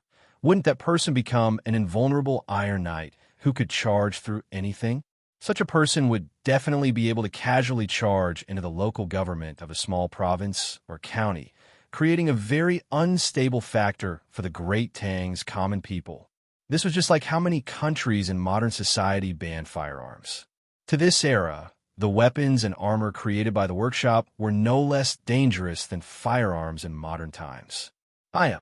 Li Zishuan rode at the front of the long procession onto Bai's back. He was dressed in military attire and looked extremely handsome, just like a general who had just returned from a victorious battle. Thankfully, it was still early and there weren't many people on the road. Otherwise, who knew how many young girls would be mesmerized by his handsome appearance? Li Zishuan didn't have time to think about such frivolous matters. At this time, he was thinking about his next plan. Although he hadn't wanted to go to the army and suffer, what was done couldn't be undone. Moreover, the Great Tang and the Turks were at each other's throats, so he truly did have a responsibility to join the army and contribute to the country. In this situation, he had already calmly accepted the difficult life that awaited him. In addition, for some reason, when he thought about personally experiencing the military life of the Tang Dynasty, Li Zishuan felt a sliver of anticipation in his heart. While drunk, I look at swords under the lamp. In my dreams, I blow the horn at the barracks. 800 li of troops under the scorching heat, 50 bowstrings overturning the sound beyond the Great Wall. The soldiers of autumn on the battlefield. In the past, Li Zishuan had only experienced the thrill and excitement of ancient battlefields through poetry. Now that he was personally going to the military camp, and in the near future, he might personally go to the battlefield, how could he not be excited? Especially in this life. He had been practicing martial arts since he was a child. Now, he was already a Wudao master. It was said that those who were skilled were bold. In his previous life, every time he saw the military parade of his motherland on TV, he had an impulse to join the army and serve his country. However, at that time, his body was not strong. He was in a subhealthy state where he was panting after running 2 laps around the field. He definitely could not endure the hardships of being a soldier. So in the end, he gave up. But in this life, not only did he have the heart, but he also had the ability. He wanted to use his abilities to make some contributions to the people who were suffering in this era. After all, he was a descendant of Yan Huang. Wait, Yamacho, wait for us. While he was deep in thought, Li Zishuan suddenly heard someone calling him from behind. At first, he thought it was an auditory hallucination, but after a while, the voice behind him became clearer and clearer. He finally couldn't help but turn around. He saw 2 funny teenagers, riding 2 bicycles, rushing towards the convoy. It was Chung Chumo and Yuchi Baolin. Lu Yin, Feiji, you guys take the convoy and leave first. I'll be right behind you. Li Zishuan frowned and said to the people around him. Chapter 1723. Old Master, Chonyo is doing well in Yanshan. Why did you let him join the Black Armored Army? In Chang'an City, Madame Sun couldn't help but ask as she helped Cheng Yaojin put on his court robes. After Li Zishuan left the Qin Manor yesterday, Qin Xiong and Cheng Yaojin discussed and decided to send their younger generation to the Black Armored Army's camp. However, Qin Xiong's son, Qin Huayu, only studied poetry and didn't know any martial arts. Obviously, he couldn't be sent to the army. In the end, Cheng Yaojin called Yuchi Jingda, and the 2 old fellows went to the palace to ask for an official position for their son. At this moment, hearing his wife's question, Cheng Yaojin couldn't help but glare and say, "Humph.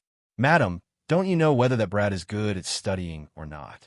It's better to let him get the last place in Yanshan and embarrass his father than to let him go to the army camp and earn some military merit. That way, when his father rises to the heavens, this brat won't starve to death on the streets."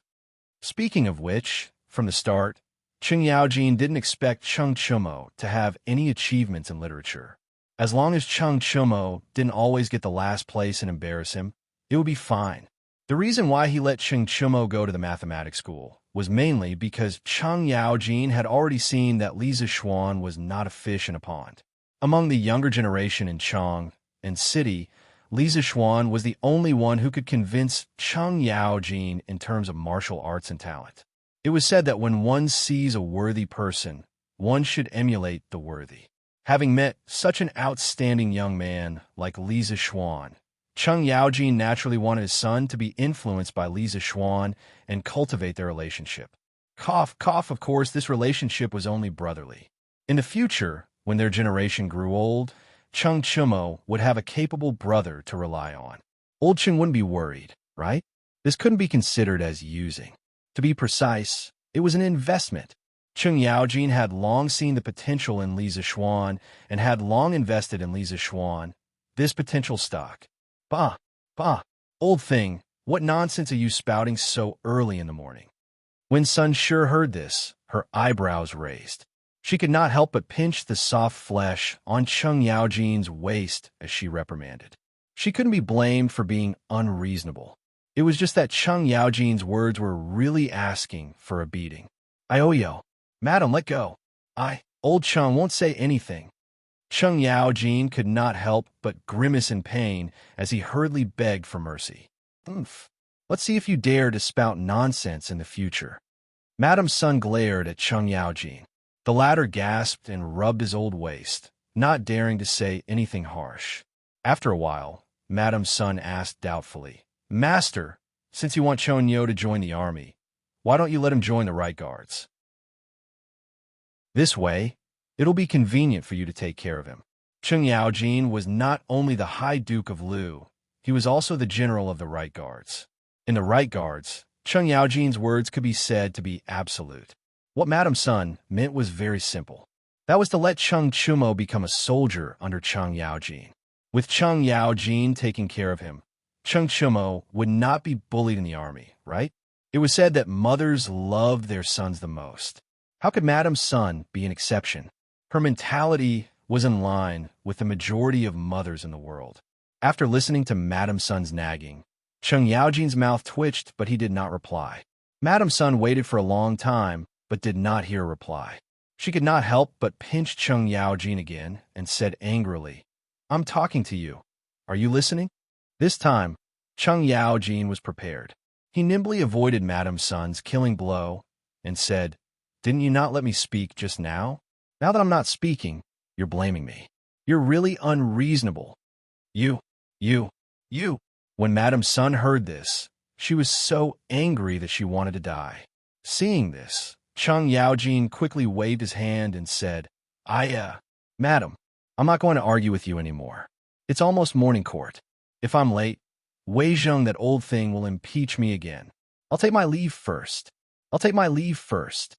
After saying this, the old man adjusted his belt and hurriedly rushed out of the door. Chapter 1724. Finally, I don't have to study in the academy anymore. In my opinion, Xiao Xian, you should go to the Black Armored Army as soon as possible. That way, I can follow you to the barracks. On the official road from Lantian County to Chang and City, the convoy escorting the new equipment was moving forward quickly. Cheng Chumo and Yuchi Baolin were riding the workshop's most advanced speed-changing bicycles, sandwiching Li Zixuan in the middle. The three of them walked side by side at the front of the convoy, making the entire convoy look a little strange. However, Cheng Chumo didn't care about this at all. At this moment, he was holding the handle of the bicycle with one hand and waving his right hand as he laughed loudly. Yanhuang College usually implemented strict military management of the students. Not only were there many rules in the academy, but students were also not allowed to go out during normal teaching periods. Most importantly, the competition between the students in the academy was very fierce. Cheng Chumo, the underachiever, had enough of it. Although the students in the academy were still very friendly with each other, it was very easy for him to accidentally score last in every exam. If he were to score last in the exam, He would definitely be beaten up when he returned home. His skin was thicker than others, but he couldn't stand being beaten up every day. Actually, if the exam wasn't a factor, Chung Chumo still liked the life on Yinshan Mountain. Now that he was able to leave the academy temporarily, this guy was like a tiger that had just been released from a metal cage. He couldn't help but want to roar 3 times to the sky. "You rascal! You can't wait to leave the academy." Lisa Xuan, who was riding on Big White's back, couldn't help but glance at Chung Chumo and say, "Hee hee, you can't say that. Staying in the academy is actually quite fun, as long as there are no exams. Xiao Xian, you know that I'm not cut out for it."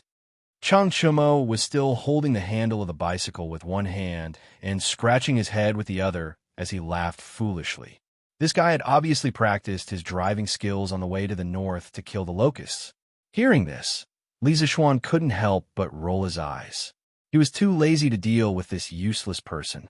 Actually, as to why the 2 brothers, Chung Chumo and Yuchi Baolin, would suddenly follow him to the black armored troops, he had just pondered over this question for a moment. He more or less understood Chung Yaojin and Yuchi Jingda's intentions in making such an arrangement. Regarding this, he only felt gratitude towards these 2 old generals. After all, with Chung Yaojin and Yuchi Jingda's current position in the imperial court, no one in the military dared to touch their sons, not even Xiao Xingong. This could be considered as a safeguard for Li Zixuan. After entering Chang and city, you 2 will give up the bicycle and ride horses instead. As for your car, I'll get someone to send it back for you. Otherwise, how can you go to the barracks like this?" After a moment of silence, Li Zixuan instructed Chung Chumo and Yuchi Baolin. Yeah. Yuchi Baolin was more obedient and nodded in agreement. On the other hand, Chung Chumo was unconvinced. What's wrong with riding a bicycle to the barracks? The Tang Empire's military regulations don't say that riding a bicycle to the barracks isn't allowed, right? This fellow didn't like riding a horse when he went out anymore. He was already used to riding a bicycle. Li Zixuan glared at this fellow and said unhappily, "Then when we go to war, do you also ride a bicycle? If I tell you to ride a horse, then ride a horse. The military isn't like other places. When you go to the barracks, don't be unconventional and cause trouble. Otherwise, I'll get someone to send you back to the academy." Hey, don't. Xiao Xian, I'm just joking with you. Don't take it seriously. Please don't take it seriously. If you want to ride a horse, then so be it.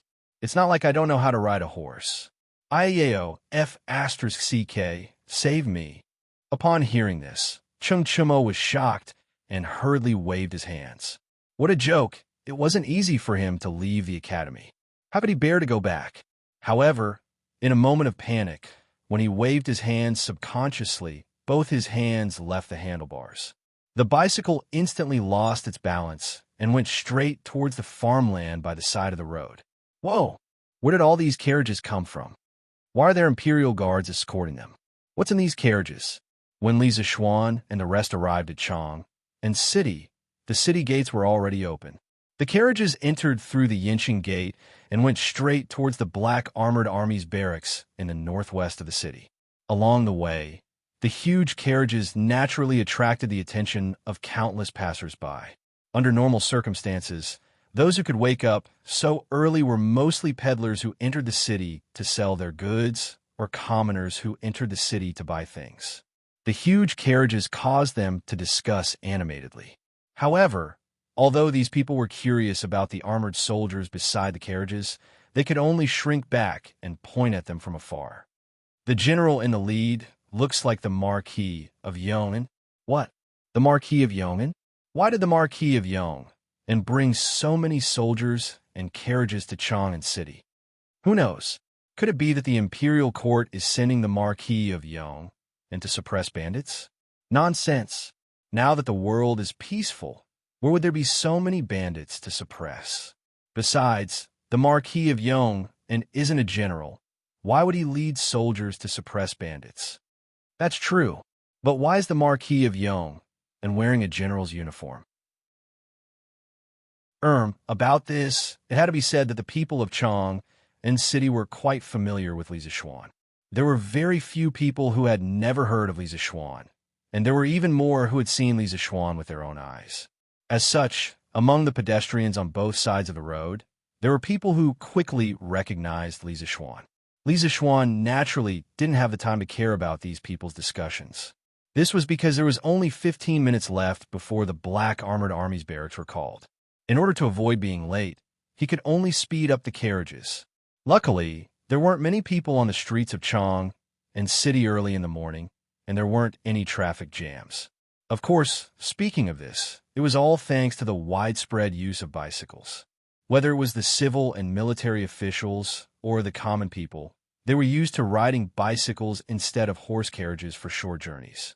Otherwise, there would still be traffic jams on some of the key streets of Chang and city. This was because this was the time when the civil and military officials left their homes to rush to the palace for the morning court. If it was in the past, every official would take a horse carriage to attend the morning court. It would be strange if the streets weren't congested. Who are you? This is the Black Armored Army's barracks. Unauthorized personnel are not allowed to enter. Finally, Li Zixuan arrived at the Black Armored Army's barracks before the 7 o'clock hour. This was a hilly wasteland in the northwest corner of Chang and city. Inside the barracks, there are several large and small white tents, and one could vaguely see groups of fully armed soldiers. When the two soldiers in front of the barracks saw Li Zixuan, they hurried forward to stop him. Li Zixuan flipped off his horse and said loudly, "I am Li Zixuan, the Black Armored Army adjutant appointed by the Emperor. Today, I am officially here to take up my post." Chapter 1725. You are the Marquis of Yong'an in Chang, and in front of the Black Armored Barracks. The two guards were shocked when they heard Li Zixuan's identity. Although there were many people in Chang and who had seen Li Zixuan, these two guards were not among them because they were in the army all year round. Not only them, but less than 10% of the soldiers in the barracks had seen Li Zixuan, but more than 90% of them had heard of Li Zixuan. Therefore, after knowing Li Zixuan's identity, the two guards were so surprised and excited. After all, Li Zixuan was a marquis at a young age, a Yamacho from Yanwan College, and the first person to kill locusts. With so many halos around him, Li Zixuan was now considered a celebrity in the Tang Empire. Li Zixuan nodded. Seeing that the two guards were very enthusiastic after knowing his identity, he smiled and said, "Maybe you can call me adjunct." The two guards looked at each other and quickly bowed with cupped fists. "Greetings, Sir Adjunct." The news that Li Zixuan had been appointed as adjunct of the Black Armored Army had long been spread. At first, the soldiers of the Black Armored Army were talking about it for a long time. However, due to various reasons, Li Zixuan had not been appointed to the Black Armored Army. After a long time, the soldiers of the Black Armored Army gradually forgot about this matter. Today, after hearing Li Zixuan's intention, the two guards could not help but recall the news from more than a month ago. They were surprised. Your subordinate, Lu Xingwu, is from Jinzhou. Jinzhou was also badly affected by the locusts in Guangzhou. Fortunately, Sir Adjunct Sky Pheasant Brigade provided timely relief. Most of the fertile land in Jinzhou was saved. Sir Adjunct, please accept my bow. At this time, one of the shorter guards bowed solemnly to Li Zixuan, saluting him. Li Zixuan's heart skipped a beat. He didn't expect to meet someone he had helped in this place. He smiled and said, "You don't have to be so polite. The one who saved the people of Jin Province was His Majesty, not me. If you want to thank someone, you should thank His Majesty." This was a political issue. Li Zixuan did not want to carry too much popularity among the people. He was familiar with ancient history and knew that in this feudal era, keeping a low profile was the way to go. Yes, yes, yes. It's all thanks to your Majesty's wisdom." Lu Xingwu was very tactful and quickly bowed in the direction of the palace when he heard this. Time was of the essence. Li Zixuan didn't want to waste too much time outside the gate. So he said, "Lu Xingwu, these carriages are filled with the new weapons and armor that I have created for the soldiers. Quickly lead a group of people and come over to transport the weapons and armor. I still have to enter the camp to pay my respects to General Duan." When Lu Xingwu heard Li Zixuan calling his name, he couldn't help but feel energized. He quickly cupped his fists and said loudly, "Your subordinate obeys." Li Zishuan nodded and led Cheng Chumo and Yuchi Baolin directly through the gate and into the depths of the camp. Lu Xingwu and Yuchi Baolin didn't have time to ask about Cheng Chumo and Yuchi Baolin's identities. From their point of view, since Li Zishuan was a member of the Black Armored Army, he definitely knew the rules of the Black Armored Army. He definitely wouldn't bring an unrelated outsider into the Black Armored Army's camp. What the two of them were concerned about now was to get people to transport the weapons and armor. These are all the weapons and armor that General Duan made for us? So many? The soldier beside Lu Xingwu looked at the endless carriages in front of the gate and couldn't help but swallow his saliva. Aren't you talking nonsense? Quickly go in and get some brothers to move them. These are all good stuff. When Lu Xingwu heard this, he bumped the soldier's arm and said unhappily, "More than half a month ago, Li Zishuan wore vanadium steel plate armor and wielded a vanadium steel sword to duel with Duan Jishuan on the drill ground. In the end, he completely crushed Duan Jishuan with his superior equipment. That duel caused quite a stir in the army. The generals and soldiers of the 12 Capital Guards all coveted the new weapons and armor that Li Zishuan used that day. The soldiers of the Black Armored Army also raised their heads in anticipation of the new weapons and armor that Li Zishuan had created. At this moment, Lu Xingwu looked at the carriages in front of him and was so excited that his voice trembled slightly. "Good. Xingwu, you stay here and watch. I'll go get people." The other guard responded, then immediately turned and ran through the gate. "General Li Zishuan greets the great general. Greetings to General Chiu." After the announcement, Li Zishuan walked in with Cheng Chumo and Yuchi Baolin. Duan Jishuan and Qiu Xingong were in the tent, so he cupped his fists and greeted the two. Although his status outside was not lower than the two in front of him, he was in the army right now and had to look at military rank and experience. Where there were people, there would be Jianghu. In the army, one had to follow the rules of the army. Greetings to the great general. Greetings to General Chiu. It was rare for Cheng Chumo and Yuchi Baolin to not be mischievous at this time. Instead, they followed behind Li Zishuan and imitated him by bowing respectfully to Duan Jishuan, and Xiuxing Duan Jishuan was the great general of the Black Armored Army and was in charge of military affairs. Qiu Xingong was the deputy general and only had the title of general, only below Duan Jishuan. According to the military system of the Great Tang, under the Great General and General, there would be the assistant commander, assistant commander, assistant commander, assistant commander, assistant commander, assistant commander, assistant commander, assistant commander, and so on. Since you have entered the Black Armored Army, you are my brothers. No need to be so polite. Duan Jishuan nodded slightly to Li Zishuan and the other two. Qiu Xingong's tiger-like eyes swept over Cheng Chumo and Yuchi Baolin. He did not speak, and no emotions could be seen on his weathered face. Duan Jishuan continued, "Cheng Chumo, Yuchi Baolin, the two of you are both descendants of generals. You should know better than anyone else that you should abide by military rules in the army. Go and change into your uniforms. In a while, when the soldiers are called out, you are not allowed to be late." Cheng Chumo and Yuchi Baolin trembled and immediately cupped their fists. Understood. Although the two of them were always joking around outside, their fathers were both generals in the army. Under their influence, they naturally knew that the military rules were strict. As such, they did not dare to hesitate or smile at Duan Jishuan's orders. "Colonel Li, I know that you have a special identity and a lot of responsibilities.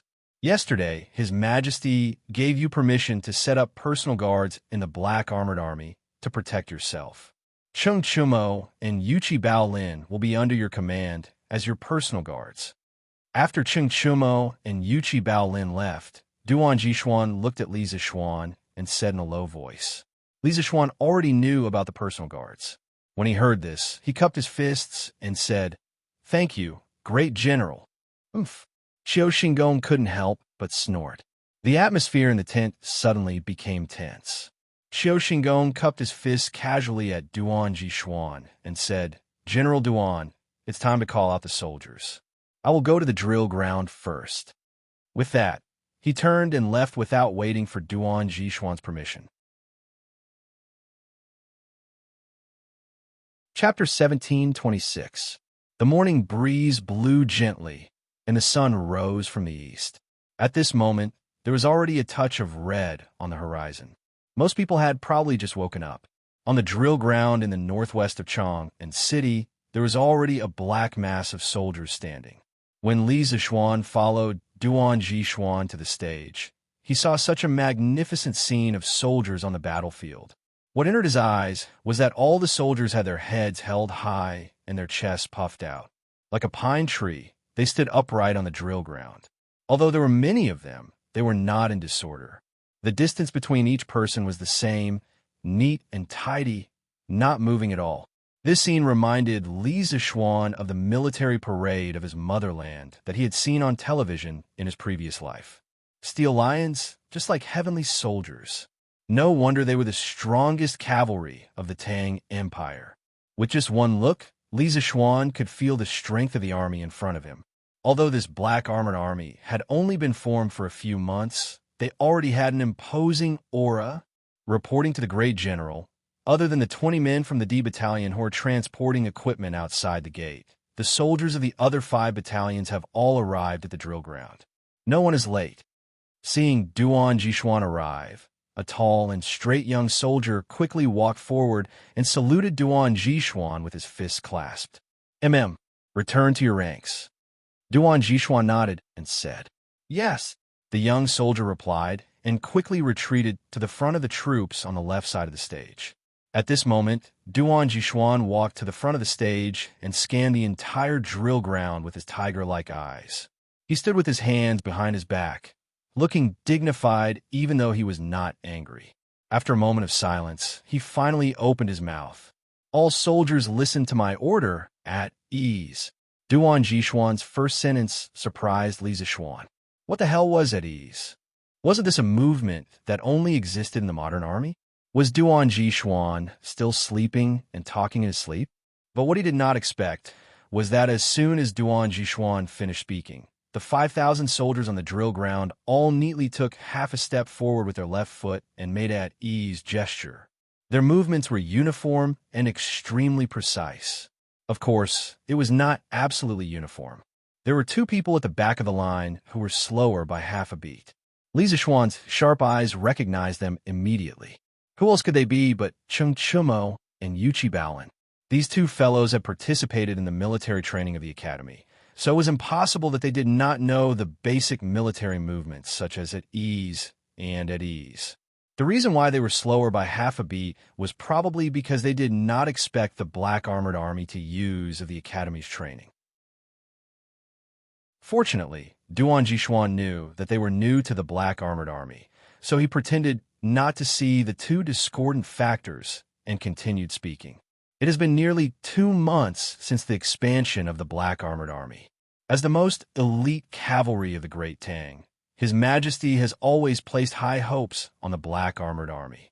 However, the black armored army's current strength is not worthy of His Majesty's high hopes. Fortunately, the black armored army's adjutant has finally arrived to take up his post. As for who our adjutant is, I'm sure all of you have heard of him before.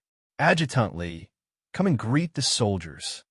Although Duan Jishuan did not shout at the top of his lungs, his voice could be heard in every corner of the drill ground. All 5,000 soldiers heard his words clearly. When they heard Duan Jishuan say that the black armored army's adjutant had finally arrived to take up his post, everyone could not help but look at the young general behind Duan Jishuan. He was so young, but he had already become a legend of the Great Tang. Chapter 17:27. At the Black Armored Army's camp. On the stage, Duan Jishuan had been silently observing Li Zishuan. He saw that not only did Li Zishuan not have stage fright in front of 5,000 black armored soldiers for the first time, he even managed to ignite the soldiers' passion with just a few words. Duan Jishuan couldn't help but nod in his heart. As a general, not only did he have to be good at leading soldiers in a battle, he also had to be good at controlling people's hearts and arousing their fighting spirit. Otherwise, he could only be considered a boorish fellow and definitely not a talented general. Li Zixuan had done well in this aspect. Sweat more in normal times and bleed less in times of war. Duan Jixuan took a step forward and walked to Li Zixuan's side. He faced the soldiers below the stage and said loudly, "All of you have heard Adjunct Li's words. His Majesty has always placed great importance on the Black Armored Army. This time, Adjunct Li has given the first batch of new equipment to the Black Armored Army. Under such circumstances, if you still can't form a strong fighting force within 2 months, you will have let down His Majesty, Adjunct Li, and even more so, your parents and wives." At this point, Duan Jixuan's fierce eyes scanned the crowd. Perhaps the ordinary soldiers didn't know how valuable the equipment Li Zixuan had brought today were. However, as an important official of the imperial court and the leader of the Black Armored Army, how could he not know how valuable this batch of equipment was? Not to mention other things, even the generals of the 12 capital guards almost fought over this equipment. If not for Li Zixuan supporting the Black Armored Army, the moment Li Zixuan entered Chang and city, more than 100 carriages of equipment would have been divided among them. After pausing for a moment, Duan Jixuan's gaze turned serious, and he said loudly, "All generals, listen up. From today onwards, Adjunct Li will be in charge of the daily drill of the Black Armored Army. His orders are military orders and my orders. No one, no matter what position they hold, is allowed to disobey. Do you all understand?" As soon as he finished speaking, the soldiers on the drill ground were pleasantly surprised. They had not expected Li Zixuan to be entrusted with such an important task by Duan Jixuan as soon as he joined the Black Armored Troops. He had directly taken on the daily training of the Black Armored Troops. Not only were they shocked, Qiu Xingong was even more shocked. However, a trace of anger flashed across Qiu Xingong's face. At this moment, he couldn't care less about the fact that there were so many soldiers on the drill ground. He walked 5 steps in front of Duan Jixuan and cupped his fists. "General Duan, Adjunct Li has just been appointed and is not familiar with the military affairs of the Black Armored Army. Furthermore, Adjunct Li has never led soldiers before. How can we let him take over the military affairs of the Black Armored Army?" Black Armored Army's camp. On the stage, Duan Jixuan had been silently observing Li Zixuan. He saw that not only did Li Zixuan not have stage fright in front of 5,000 Black Armored Troops for the first time, he even managed to ignite the soldiers' passion with just a few words. Duan Jixuan couldn't help but nod in his heart. As a general, not only did he have to be adept at leading soldiers in a battle, he also had to be adept at controlling people's hearts and arousing their fighting spirit. Otherwise, he could only be considered a brute and definitely not a talented general. Li Zixuan had done well in this aspect. Sweat more during normal times so that you can bleed less during wartime. Duan Jixuan took a step forward and walked to Li Zixuan's side. He faced the soldiers below the stage and said loudly, "All of you have heard Adjunct Li's words. His Majesty has always placed great importance on the Black Armored Army. This time, Adjunct Li has given the first batch of new equipment to the Black Armored Army. Under such circumstances, if you still can't form a strong fighting force within 2 months, you will have let down His Majesty, Adjunct Li, and your parents and wives." Chapter 1728. While the Black Armored Army was doing a roll call, the morning court was being held in Chang, in city's Taiji Palace. Li Er sat on a dragon throne.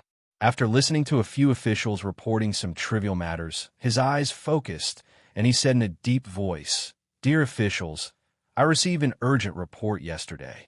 Shelley has gathered a large number of troops to encircle and annihilate Tuli's troops. Tuli Khan has asked me for help urgently. He wants the Tang Empire to send troops to help him resist Shelley." It was unknown if it was true or if Li Er was just making things up. Anyway, as soon as he said that, all the officials in the imperial court were in an uproar. The hall was filled with buzzing sounds, and it was a bit like a market. Cheng Yaojin and Qin Xiong closed their eyes and pretended to be in deep thought. They did not say a word because they were present when Li Zishuan proposed the plan to Li Er. Today, when Li Er said this, these two experienced old generals could guess what Li Er was going to say next. Your Majesty, I think that the imperial court should send troops to help Tuli. Otherwise, after Xieli unifies the grassland, the next one to attack may be our Tang Empire. The imperial court cannot sit back and watch Xieli expand in the grassland. Fang Xianling stood out and bowed to Li Er. Old Fang had followed Li Er to fight in the north and south in the early years. Old Fang was definitely experienced in judging the war situation. I second the motion. Now that the Turks and the Tang Empire are like fire and water, at such a critical moment, we cannot let Xieli unify the grassland. The imperial court should send troops to help Tuli. Zhang Sun Wuji also stood out and bowed to Li Er. After Zhang Sun Wuji, some other officials and generals also stood out and seconded the motion. Li Jing also came to the morning court today. Unexpectedly, he actually stood out and objected. Your Majesty, I think that it is not appropriate for the Tang Empire to send troops now. As soon as he finished speaking, everyone was shocked. No one had expected that Li Jing, the war god of the Great Tang, would actually stand out to oppose when everyone was united against a common enemy and unanimously wanted to suppress the Turks. This was truly a little inconceivable. Li Er's gaze focused. He looked at Li Jing and asked, "Oh, what does apothecary mean?" Li Jing cupped his fists and said, "Your Majesty, it has only been a little more than a month since the Tang Empire began to prepare for war. The 400,000 soldiers, horses, and provisions needed to attack the Tujue have yet to be fully prepared. How can we recklessly declare war on Xieli? Marching into the grassland will not be the same as pacifying the rebellion in the Great Tang's territory a few years ago. When the time comes, the army's provisions and supplies will become incomparably difficult due to the distance." This old subject believes that at this time, whether it is the provisions and supplies or the preparation of the various armies, it is not advisable to shed all pretense of cordiality with Xieli and rashly start a war. Fang Xianling, Zhang Sun Wuji, and the others could not help but frown. Although they agreed to send out troops, they had to admit that Li Jing's words made sense. It was indeed not the best time to start a war with the Turks. Medicine Master's words are reasonable. At present, my Great Tang has just experienced the plague of locusts and is not yet ready to start a full-scale war with Xieli. At this moment, Li Er opened his mouth. However, he immediately changed the topic and said, "But the imperial court can't just sit by and watch Xieli unify the grasslands and strengthen his strength. Therefore, I've decided to send an envoy with a batch of provisions into the grasslands to assist Tuli Khan in resisting Xieli. I just don't know who is willing to go." The moment Li Er finished speaking, Taiji Palace immediately fell silent. Chapter 17:29. Inside the Taiji Palace. After Xiao Yu's suggestion, a hint of worry flashed across the faces of the officials in the palace. A war was not only a test of a country's military strength. At the same time, it was also a huge test of a country's economic strength. After all, war required money. Otherwise, there wouldn't be such a saying in history that they were all militaristic. Li Er smiled and said, "Minister Xiao, you don't have to worry about money and provisions. I already have a foolproof plan. I will not let these 150,000 soldiers drag down the national treasury." Don't be fooled by Li Er's solemn vow and full confidence. In fact, he was very uncertain in his heart. No one knew if the national donation plan that Li Zishuan had suggested to him yesterday would work or not. If it worked, then everything would be fine. If it did not work, then the finances of the imperial court might not be able to support it. This was a very risky decision. Using this kind of decision without full confidence was not in line with Li Er's style of doing things. However, the current situation showed that Xieli had the intention to speed up the war between the Tang Empire and the Turks. If the Tang Empire wanted to have a higher chance of winning, the imperial court had to prepare more elite soldiers and strong generals. Li Er had to take the risk. He could only hope that Li Zishuan's plan would work. Xiao Yu was slightly stunned. As the Minister of Revenue, he was in charge of the country's purse. Even he could not think of a good idea to break the situation. How could Li Er think of it? Therefore, old Xiao asked Li Er curiously, "May I ask what exactly is your Majesty's foolproof plan?" Li Er's expression was slightly sluggish but quickly returned to normal. He waved his hand and said, "There is no need to say more about this. Within 3 days, Minister Xiao will definitely see money and provisions flowing into the national treasury." But Xiao Yu was very dissatisfied with Li Er's ambiguous answer. He was about to ask again when Li Er interrupted him. "No buts. After the court is dismissed, the Secretariat will immediately draft an edict and announce to the world. The edict orders all states to immediately select 150,000 elite soldiers and rush to Chang, and within a month. At that time, the imperial court will send a few generals to personally command these soldiers." Hearing Li Er's resolute words, Xiao Yu and the other officials did not dare to continue asking about this matter. Zhang Sun Wuji stepped forward and cupped his hands. This old official obeys the edict. The Secretariat was in charge of formulating policies and drafting edicts. At this moment, Zhang Sun Wuji was not only the Minister of Rights, he was also in charge of the Secretariat. "Yes," Li Er nodded and said, "If there is nothing else, then the court is dismissed. Minister Tang, stay behind." This subject obeys the decree. Tang Jian bowed and accepted the order. After the morning assembly dispersed, the civil and military officials returned to their homes. Tang Jian came to the sweet nectar hall under the lead of the chamberlain. He had yet to bow when Li Er laughed and waved his hand, saying, Her, there are no outsiders here, Mayu. You don't have to be so courteous. Come, give him a seat." Tang Jian was flattered. "Thank you, your majesty." Right this moment, a chamberlain brought a stool over. Tang Jian sat down cautiously. Li Er spoke bluntly. "This time I sent Mao Yu as a diplomatic envoy to the Tujue. It was indeed Zhen's last resort. Shelley's power is already great. Now he wants to annex Tully's troops.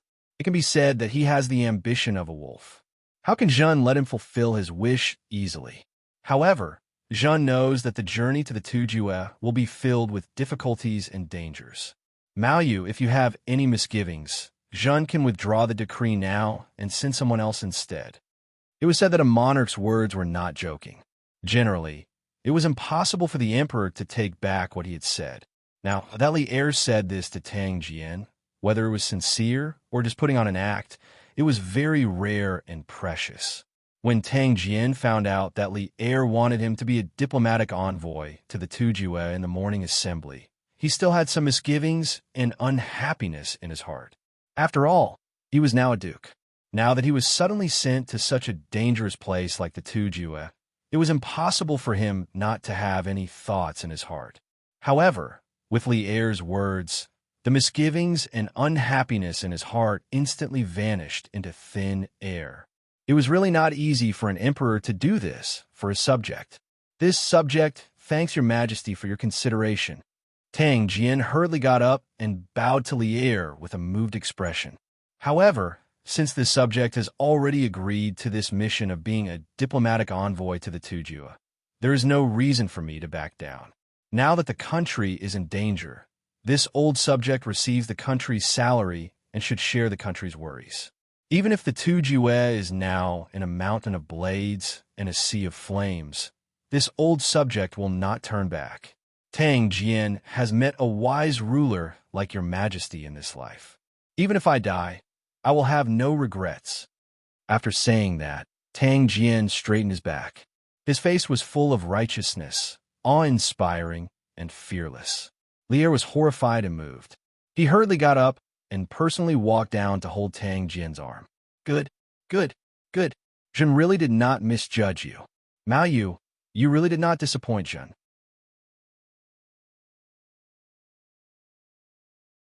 Chapter 1730. Hee, little Xian, I didn't expect this plate armor to fit so well. It's also so light and agile. I thought it would be heavy and cumbersome at first. No wonder my father wanted it so much. Hee hee.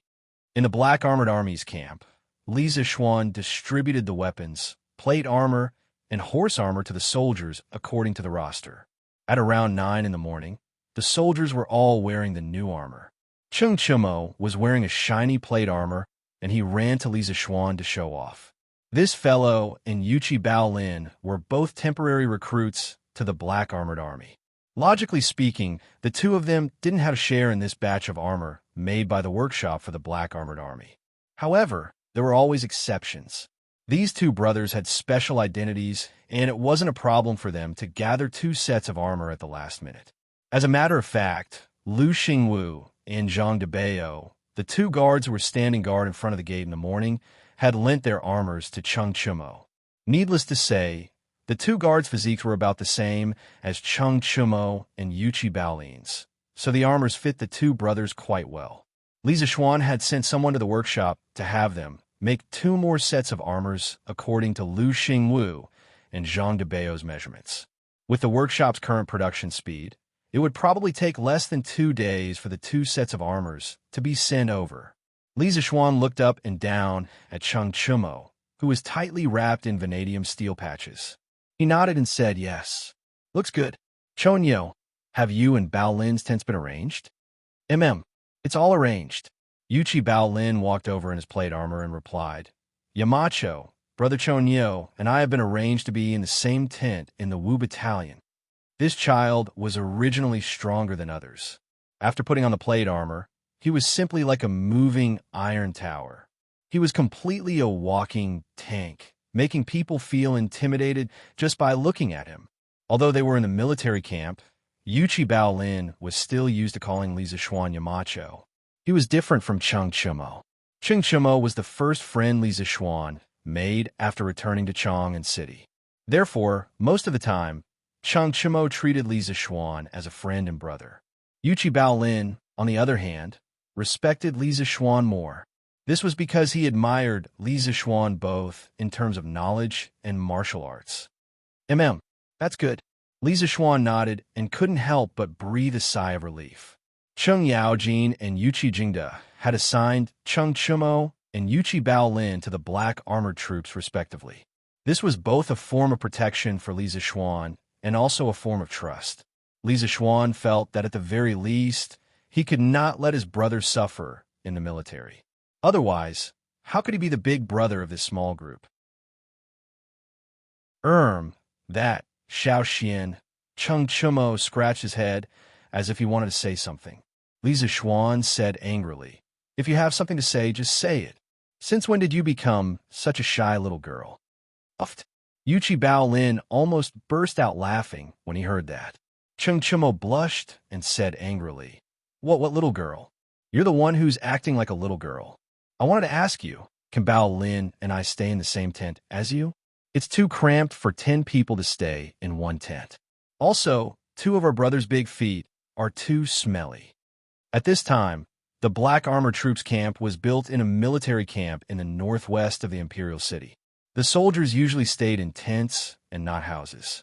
This way, they could recreate the situation of war to the greatest extent and allow the soldiers to be in a state of combat readiness at all times. Of course, with the current resources, it was impossible for every soldier to stay in a tent alone.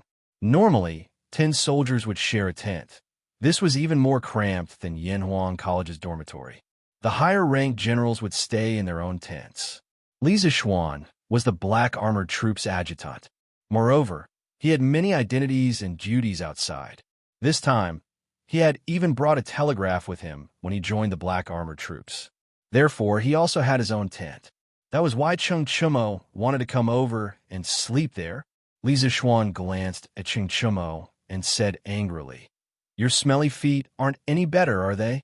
I've heard about it from Qin Ke and the others. How dare you look down on others? In Yanhuang College's Dormitory 001, Cheng Chimo's big feet were the most smelly. They could be used as poison gas bombs. Last year, Li Tai had complained to Li Zishuan about it many times in private. However, under the compulsion of the other dormitory members, Chung Chumo had developed the good habit of washing his feet frequently.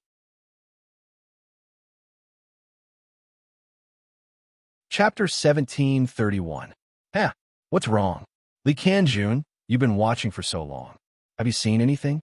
The Black Armored Army's camp. At this moment, the soldiers were training in full swing. Li Zishuan was also seriously observing the training of the soldiers on the drill grounds. He mainly wanted to understand more about the training methods of the soldiers of this era. After all, the military books that Li Jing gave him were only written descriptions. Things like the art of war had to be combined with theory and practice.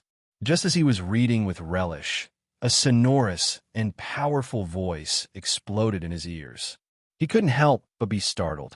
Turning his head to look, he saw that it was his old enemy, Qiu Xingong, who had walked over without him noticing. Li Zishuan couldn't help but squint his eyes. He thought to himself that this old man didn't come with good intentions. Previously, this old man had humiliated him in front of Duan Jishuan. Now that Duan Jishuan wasn't around, would this old man do something out of line?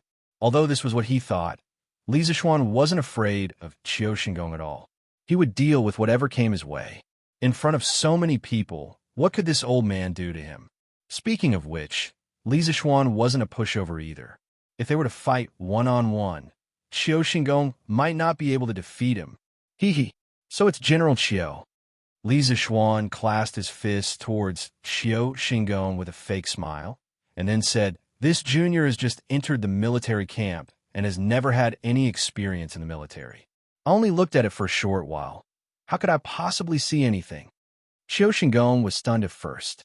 He probably didn't expect Li Zishuan to be so carefree and admit his inadequacies. After a while, he grinned and said, I didn't expect Li Kanjun to be so self-aware. This is a good thing. The Black Armored Army's camp isn't like the Imperial Court. It's also not something your Yanwang College can compare to. You could be a fish in water in the Imperial Court and be a competent Yamacho in the Academy. However, that doesn't necessarily mean that you can be a qualified Black Armored Army conscript. When the old man saw Li Zishuan's humble attitude, he took advantage of his seniority to take advantage of the situation. Li Zishuan resisted the urge to ridicule him and said, "General Qiu has fought alongside His Majesty for many years. Your experience and knowledge are naturally much richer than this junior's. This junior also knows that my ability is limited, and I'm not sure if I can be a good commander. If General Qiu has the time and can impart some of your experience to this junior will naturally be very grateful." What? Li Kanjun, you've been observing for so long. The Black Armored Army's camp. At this moment, the soldiers were training in full swing. Li Zishuan was also seriously observing the training of the soldiers on the drill grounds. He mainly wanted to understand more about the training methods of the soldiers of this era. After all, the military books that Li Jing gave him were only written descriptions. Things like the art of war had to be combined with theory and practice. Just as he was reading with relish, a sonorous and powerful voice exploded in his ears. He couldn't help but be startled. Turning his head to look, he saw that it was his old enemy, Qiu Xingong, who had walked over without him noticing. Li Zishuan couldn't help but squint. He thought to himself that this old man didn't come with good intentions. Previously, this old man had humiliated him in front of Duan Jishuan. Now that Duan Jishuan wasn't here, would this old man do something out of line? Although this was what he thought, Li Zishuan wasn't afraid of Qiu Xingong at all. He would deal with whatever came his way. In front of so many people, what could this old man do to him? Speaking of which, Li Zishuan wasn't a pushover. If they really fought one-on-one, Qiu Xingong might not be able to beat him. So it's General Qiu. Li Zishuan put on a fake smile and clasped his fist towards Qiu Xingong. He then said, "This junior has just entered the military camp and has never had any experience in the military. I've only observed for a short while. How could I have seen anything?" Qiu Xingong was stunned at first. He probably didn't expect Li Zishuan to be so carefree and admit his inadequacies directly. After being stunned for a moment, he smiled and said, I didn't expect you to be so self-aware. This is a good thing. The Black Armored Army's camp isn't like the Imperial Court. It's also not something your Yanhuang College can compare to. You could be a fish in water in the Imperial Court, gain the Emperor's favor, and be a competent Yamacho in the Academy. However, that doesn't necessarily mean that you can be a qualified general in the Black Armored Army. When the old man saw Li Zishuan's humble attitude, he took advantage of his seniority to flaunt his seniority. Li Zishuan resisted the urge to ridicule him and said, "General Chiu has fought alongside His Majesty for many years. Your experience and knowledge are naturally much richer than this junior's. This junior also knows that my ability is limited, and I'm not sure if I can do a good job in the army. If General Chiu has the time and can teach this junior some experience, this junior will naturally be very grateful." What? You've been watching for so long. Li Zishuan, have you seen anything? The Black Armored Army's camp. At this moment, the soldiers were training in full swing. Li Zishuan was also seriously observing the training of the soldiers on the drill grounds. He mainly wanted to understand more about the training methods of the soldiers of this era. After all, the military books that Li Jing gave him were only written descriptions. Things like the art of war had to be combined with theory and practice. Just as he was reading with relish, a sonorous and powerful voice exploded in his ears. He couldn't help but be startled. Turning his head to look, he saw that it was his old enemy, Qiu Xingong, who had walked over without him noticing. Li Zishuan couldn't help but squint his eyes. He thought to himself that this old man didn't come with good intentions. This old man had previously humiliated him in front of Duan Jishuan. Now that Duan Jishuan wasn't here, would this old man do something out of line? Although this was what he thought, Li Zishuan wasn't afraid of Qiu Xingong at all. He would deal with whatever came his way.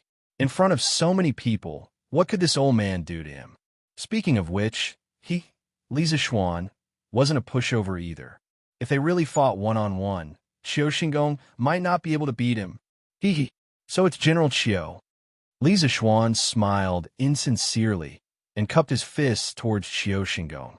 He then said, "This junior has just entered the military camp and has never had any experience in the military. I've only watched for a short while. How could I have seen anything?" Qiu Xingong was stunned at first. He probably didn't expect Li Zishuan to be so carefree and admit his inadequacies directly. After being stunned for a moment, he smiled and said, "I didn't expect General Li to be so self-aware. This is a good thing. The Black Armored Army's camp isn't like the Imperial Court. It's also not something your Yanhuang College can compare to. You could be a fish in water in the Imperial Court, gain the Emperor's favor, and be a competent Yamacho in the Academy. However, that doesn't necessarily mean that you can be a qualified general in the Black Armored Army." Seeing Li Zishuan's humble attitude, this old man took advantage of his seniority to flaunt his seniority. Li Zishuan resisted the urge to ridicule him and said, "General Chiu has fought alongside His Majesty for many years. Your experience and knowledge are naturally much richer than this junior. This junior also knows that my abilities are limited, and I'm not sure if I can be a good general in the military. If General Chiu has the time and can impart some experience to me, this junior will be very grateful." What? General Li has been watching for so long. Have you seen anything? The Black Armored Army's camp. At this moment, the soldiers were training in full swing. Li Zishuan was also seriously observing the training of the soldiers on the drill grounds. He mainly wanted to understand more about the training methods of the soldiers of this era. After all, the military books that Li Jing gave him were only written descriptions. Things like the art of war had to be combined with theory and practice. Just as he was reading with relish, a sonorous and powerful voice exploded in his ears. He couldn't help but be startled. Turning his head to look, he saw that it was his old enemy, Qiu Xingong, who had walked over without him noticing. Li Zishuan couldn't help but squint his eyes. He thought to himself that this old man didn't come with good intentions. This old man had previously humiliated him in front of Duan Jishuan. Now that Duan Jishuan wasn't here, would this old man do something out of line? Although this was what he thought, Li Zishuan wasn't afraid of Qiu Xingong at all. He would deal with whatever came his way. In front of so many people, what could this old man do to him? Speaking of which, Li Zishuan, wasn't a pushover either. If they really fought one-on-one, Qiu Xingong might not be able to beat him. Hee. So it's General Qiu. Li Zishuan put on a fake smile and clasped his fists towards Qiu Xingong. He then said, "This junior has just entered the military camp and has never had any military experience. I've only watched for a short while. How could I have seen anything?" Qiu Xingong was stunned at first. He probably didn't expect Li Zishuan to be so carefree and admit his inadequacies directly. After being stunned for a moment, he smiled and said, I didn't expect you to be so self-aware. This is a good thing. The Black Armored Army's camp isn't like the Imperial Court. It's also not something your Yanhuang College can compare to. You could be a fish in water in the Imperial Court and gain the Emperor's favor. You can be a competent Yamacho in the Academy, but that doesn't necessarily mean that you can be a qualified general in the Black Armored Army. Seeing Li Zishuan's humble attitude, this old man took advantage of his seniority to flaunt his seniority. Li Zishuan resisted the urge to ridicule him and said, "General Qiu has fought alongside His Majesty for many years. Your experience and knowledge are naturally much richer than mine. I also know that my abilities are limited, and I'm not sure if I could be a good general in the army. If General Qiu has the time and can impart some of your experience to me, I will be very grateful." Why? You've been watching for so long. Li Zishuan, have you seen anything? The Black Armored Army's camp.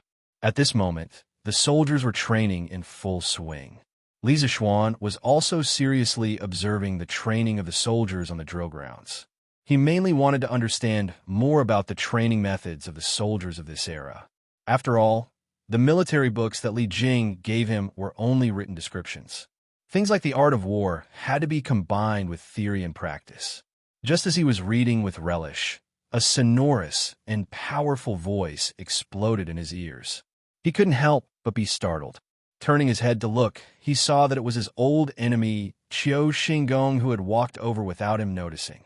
Li Zishuan couldn't help but narrow his eyes. He thought to himself that this old man didn't come with good intentions. Previously, this old man had humiliated him in front of Duan Jishuan. Now that Duan Jishuan wasn't here, would this old man do something out of line? Although that was what he thought, Li Zishuan wasn't afraid of Qiu Xingong at all. He would deal with whatever came his way. In front of so many people, what could this old man do to him? Speaking of which, Li Zishuan, wasn't a pushover either. If they really fought one-on-one, Qiu Xingong might not be able to defeat him. So it's General Qiu. Li Zishuan put on a fake smile and clasped his fists towards Qiu Xingong. He then said, "This junior has just entered the military camp and has never had any military experience. I've only watched for a short while. How could I have seen anything?" Qiu Xingong was stunned at first. He probably didn't expect Li Zishuan to be so carefree and admit his inadequacies directly. After being stunned for a moment, he grinned and said, I didn't expect you to be so self-aware. This is a good thing. The Black Armored Army's camp isn't like the Imperial Court. It's also not something your Yanhuang College can compare to. You could be a fish in water in the Imperial Court, gain the Emperor's favor, and be a competent Yamacho in the Academy. However, that doesn't necessarily mean that you can be a qualified general in the Black Armored Army. Seeing Li Zishuan's humble attitude, this old man took advantage of his seniority to take advantage of the situation. Li Zishuan resisted the urge to ridicule him and said, "General Qiu has fought alongside His Majesty for many years. Your experience and knowledge are naturally much richer than this junior. This junior also knows that my abilities are limited, and I'm not sure if I could be a good general. If General Qiu has the time and can impart some of your experience to me, this junior will be very grateful." What? You've been watching for so long. Li Zishuan, have you seen anything? The Black Armored Army's camp. At this moment, the soldiers were training in full swing. Li Zishuan was also seriously observing the training of the soldiers on the drill grounds. He mainly wanted to understand more about the training methods of the soldiers of this era. After all, the military books that Li Jing gave him were only written descriptions.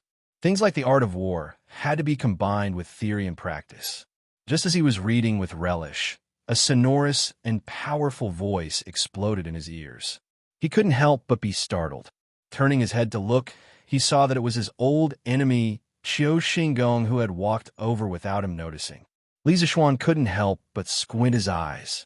He thought to himself that this old man didn't come with good intentions.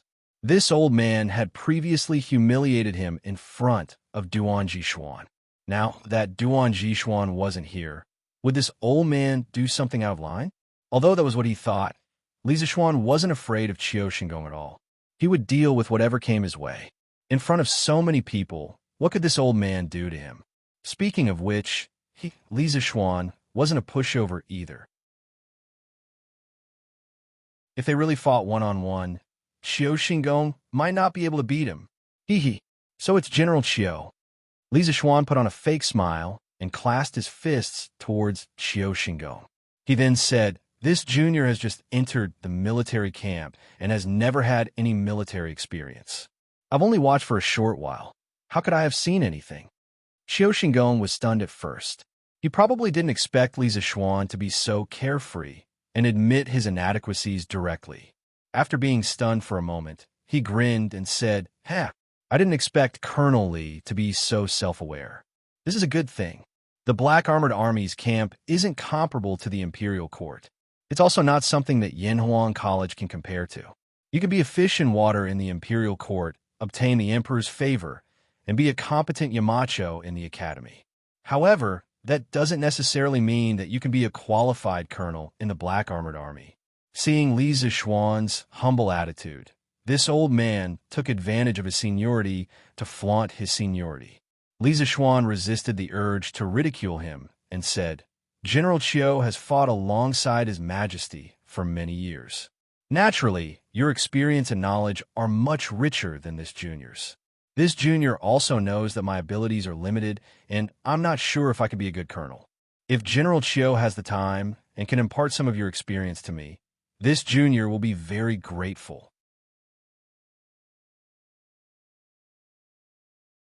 Chapter 1732. Currently, the Black Armored Army is divided into 5 battalions, A, B, C, D, and E, respectively.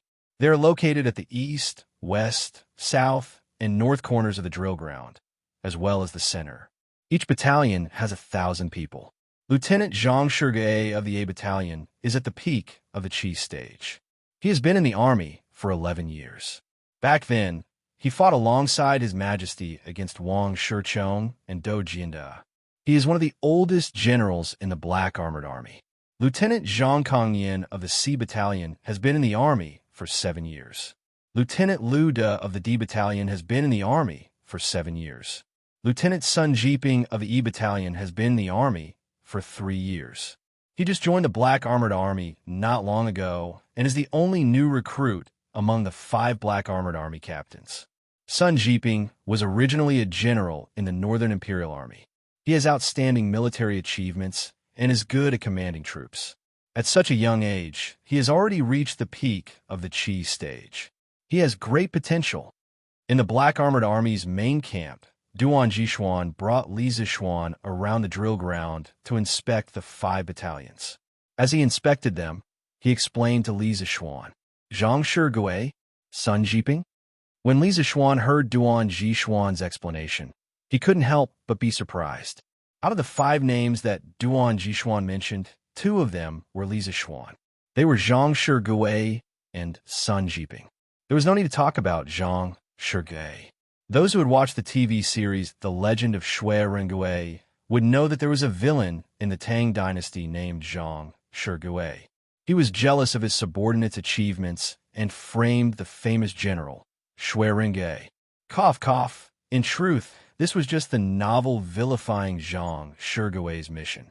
In the official history books, Zhang Shigui was actually a famous general of the Great Tang, a founding general of the Great Tang.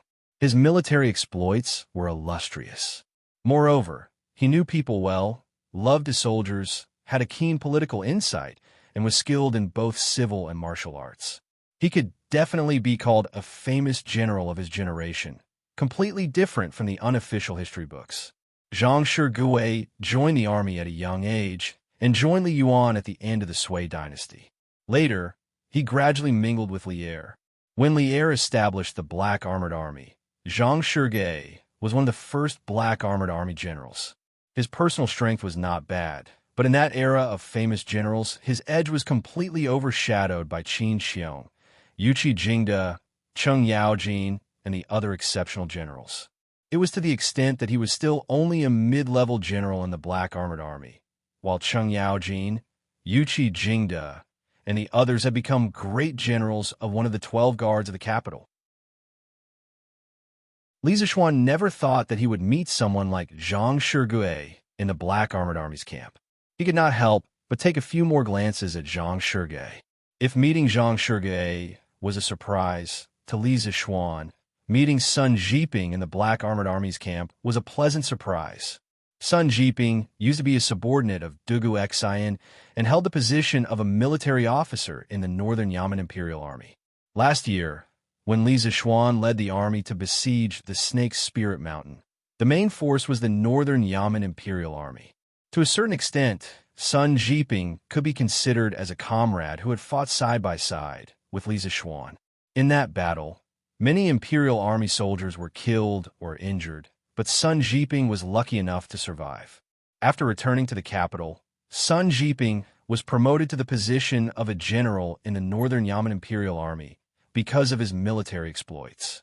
It was because of his participation in that battle that Sun Jiping's attitude towards Li Zixuan became extremely respectful.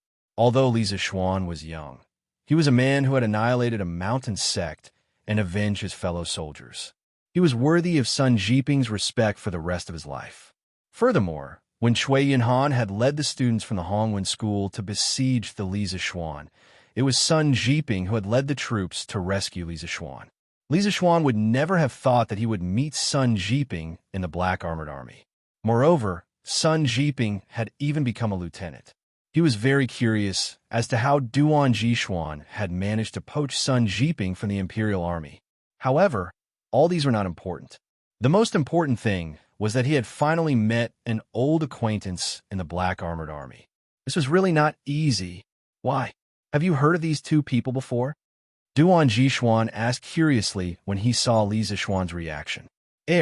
Cough cough. I've heard of them. Of course I've heard of them. Li Zixuan coughed dryly and quickly changed the topic. This Black Armored Army is really filled with talented people. Duan Jishuan did not suspect anything and nodded. That's right. The soldiers in the Black Armored Army are all elites from the various armies.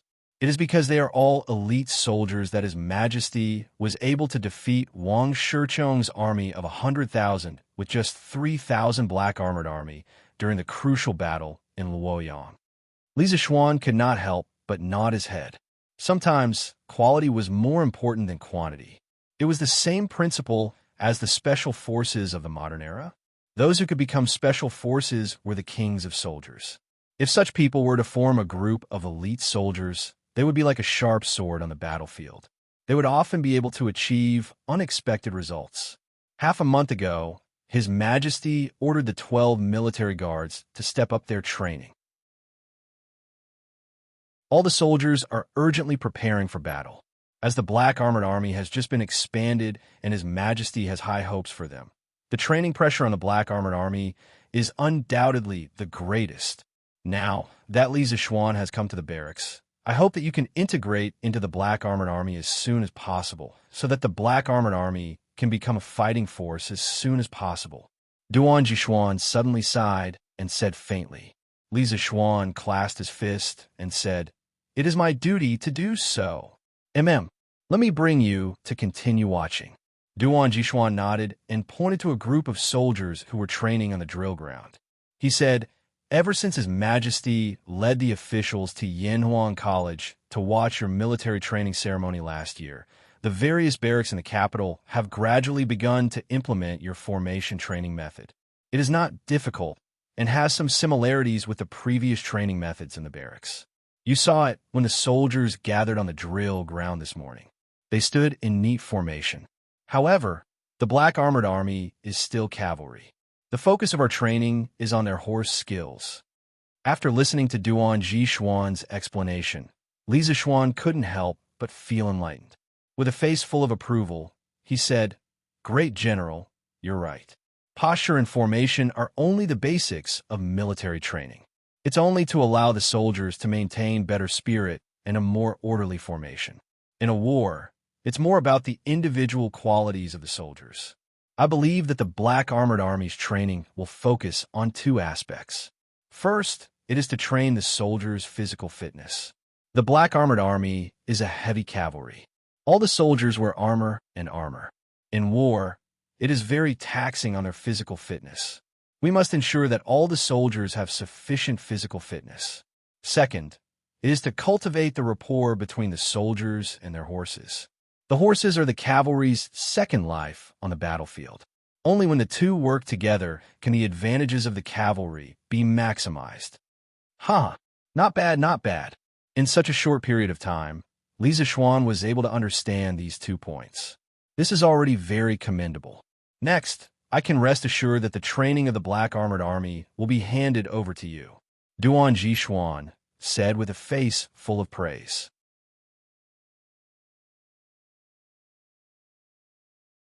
Chapter 1733. This is my first time in military affairs, and there are many things I do not understand. I hope that General will enlighten me when the time comes. After conversing with Duan Jixuan, Li Zixuan was enlightened.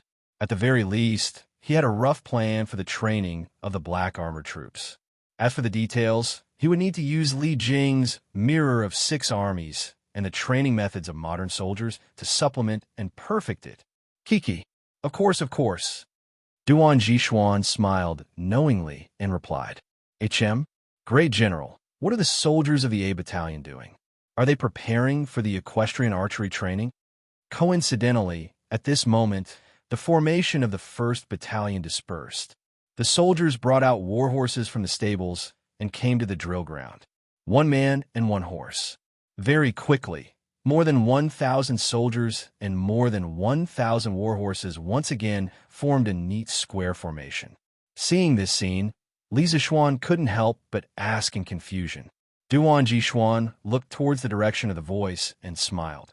"Kiki, yes and no." Li Zixuan narrowed his eyes and asked, "General, what do you mean?" Seeing Li Zixuan humbly asking for advice, Duan Jixuan patiently explained, "The Black Armored troops are cavalry. Other than physical training, they also have equestrian training. However, to use the horses, they have to train them first. Although horses understand humans, they're still beasts. In order to make the horse more receptive to the intentions of the soldiers, and to make the horse's strength a useful drain, the soldiers should be allowed to develop a tacit understanding and affection with the horse, so that the man and the horse can become one. This is not an easy task, and requires meticulous and patient training of the horses. Therefore, under normal circumstances, before the Black Armored troops carry out their equestrian archery training, the soldiers must have some intimate interactions with their war horses. For example, caressing them, scratching them, washing them, providing them with clean water, and feeding them fresh fodder. This is to increase the bond between the soldiers and their war horses. Only then can the cavalry unleash their full potential on the battlefield. Li Zixuan was enlightened when he heard this. "I see. Just now, I said that I would increase the rapport between the soldiers and the horses in future training. I did not expect that the Black Armored troops had already used this training method. I am ashamed." At the same time, he couldn't help but admire the wisdom of the ancients. This general is new to military affairs, so there are still many things I don't understand. When the time comes, I hope that the general will not be stingy with his guidance. After talking to Duan Jixuan, Li Zixuan was enlightened. At the very least, he had a rough plan for the training of the Black Armored troops. As for the details, he would need to use Li Jing's Mirror of Six Armies and the training methods of modern soldiers to supplement and perfect it. Well said, well said. Duan Jixuan smiled knowingly and agreed. Great General, what are the soldiers of the A Battalion doing? Are you preparing for equestrian archery training?" At this moment, the formation of the A Battalion dispersed. The soldiers brought out war horses from the stables and came to the drill ground. 1 man and 1 horse. Very quickly, more than 1,000 soldiers and more than 1,000 war horses once again formed a neat square formation. Seeing this scene, Li Zixuan couldn't help but ask in confusion. Duan Jixuan followed the voice and looked over. Stroking his beard, he said with a smile, Her. Yes and no. Li Zixuan narrowed his eyes and couldn't help but ask, Great General, what do you mean? Seeing that Li Zixuan was humbly asking for advice, Duan Jixuan patiently explained, The black armored troops are cavalry. Other than physical training, they also have equestrian training. However, to use the horses, they must first train them. Although horses understand humans, they're still beasts. In order to make the horse more receptive to the intentions of the soldiers, and to make the horse's strength a useful drain, the soldiers should be allowed to develop a tacit understanding and affection with the horse, so that the man and the horse can become one. This is not an easy task. It requires meticulous and patient training of the horses. Therefore, under normal circumstances, before the black armored troops carry out equestrian archery training, the soldiers must interact with their war horses intimately. For example, caressing, scratching, washing, providing clean water, and feeding fresh grass to strengthen the bond between the soldiers and their war horses. Only then can the cavalry unleash their greatest combat prowess on the battlefield. Hearing this, Li Zixuan was enlightened. So that's the case. Just now, I said that in the future training, we should increase the tacit understanding between the soldiers and the horses. I didn't expect that the black armored troops had already used this training method. I'm ashamed. At the same time, he couldn't help but admire the wisdom of the ancients. For the Tang Dynasty to be able to have such power in this era, I'm new to the military and there are many things I don't understand. When the time comes, I hope that the great general will enlighten me. After conversing with Duan Jixuan, Li Zixuan was enlightened. At the very least, he had a rough plan for the future training of the black armored troops. As for the details, he needed to combine it with Li Jing's mirror of 6 armies and the training methods of modern soldiers to supplement and perfect it. Haha, sure. Duan Jixuan smiled knowingly and replied, HM, Great General, what are the soldiers of the A Battalion doing? Are they preparing for equestrian archery training? Coincidentally, at this moment, the formation of the 1st Battalion dispersed. The soldiers brought out war horses from the stables and came to the drill ground. 1 man and 1 horse. Very quickly, more than 1,000 soldiers and more than 1,000 war horses once again formed a neat square formation. Seeing this scene, Li Zixuan couldn't help but ask in confusion. Duan Jixuan looked towards the direction of the voice and stroked his beard. Yes and no. Li Zixuan's eyes narrowed, and he couldn't help but ask, Great General, what do you mean? Seeing that Li Zixuan was humbly asking for advice, Duan Jixuan patiently explained, The black armored troops are cavalry. Other than physical training, they also have equestrian training. However, to use the horses, they must first train them. Although horses understand humans, they're still beasts. In order to make the horse more receptive to the intentions of the soldiers, and to make the horse's strength a useful drain, the soldiers should be allowed to develop a tacit understanding and affection with the horse, so that the man and the horse can become one. To do this, it is not easy. It requires meticulous and patient training of the horses.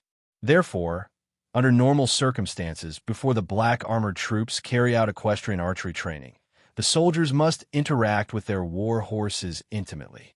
For example, caressing, scratching, washing, providing clean water, and feeding fresh grass to strengthen the bond between the soldiers and their war horses. Only then can the cavalry unleash their greatest combat prowess on the battlefield. Hearing this, Li Zixuan was enlightened. So that's the case. Just now, I said that in the future training, we should increase the tacit understanding between the soldiers and their horses. I didn't expect that the black armored troops had already used this training method. I'm ashamed. At the same time, he couldn't help but admire the wisdom of the ancients. For the Tang Dynasty to be able to have such a great military force in this era, there's still many things that I don't understand. When the time comes, I hope that the great general will enlighten me. After conversing with Duan Jishuan, Li Zishuan was enlightened. At the very least, he had a rough plan for the future training of the black armored troops. As for the details, he would need to use Li Jing's mirror of 6 armies and the training methods of modern soldiers to supplement and perfect it. Hee. Of course, of course. Duan Jishuan smiled knowingly and replied, HM, Great General, what are the soldiers of the A Battalion doing? Are they preparing for equestrian archery training?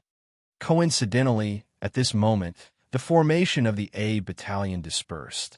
The soldiers brought out war horses from the stables and came to the drill ground. 1 man and 1 horse.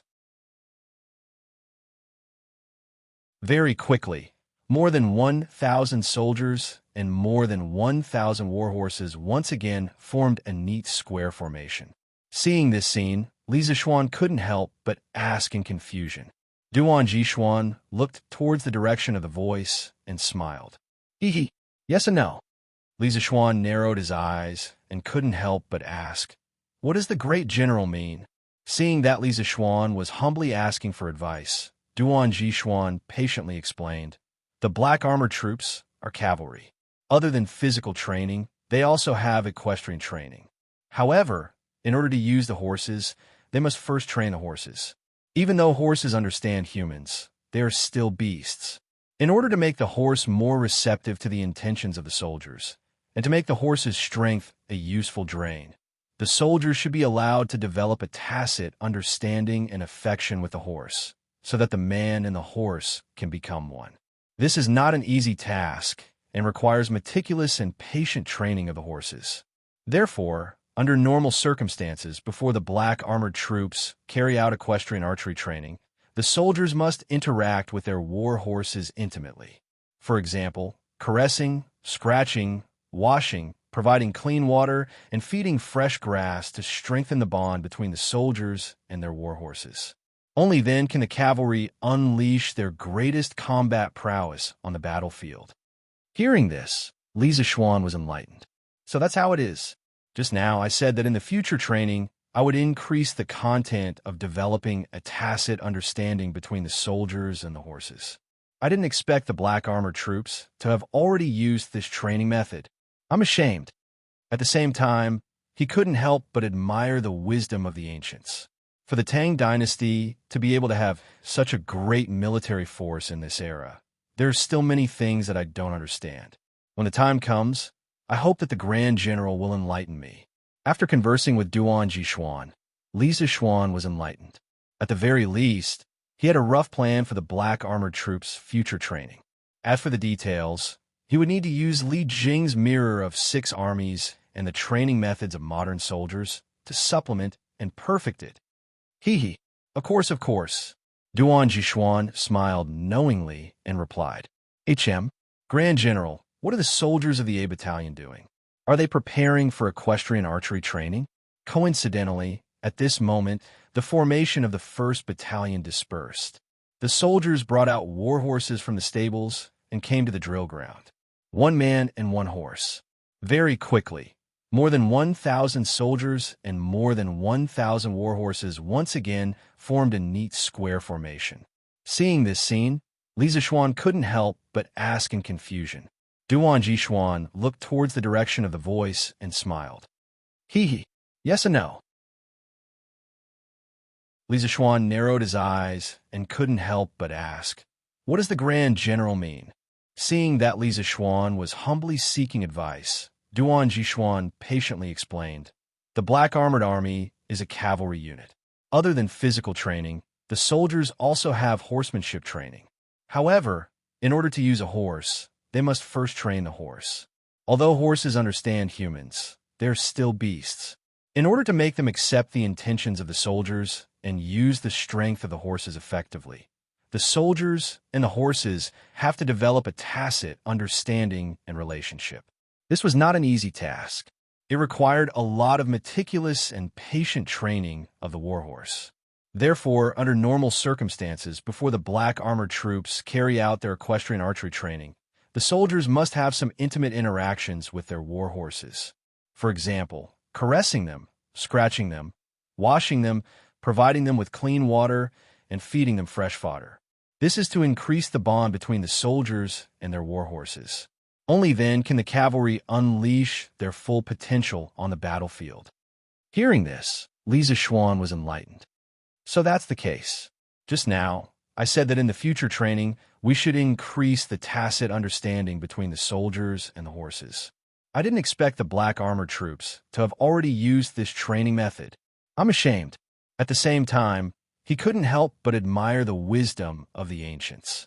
For the Tang Dynasty to be able to have such power in this era, I'm new to the military and there are many things I don't understand.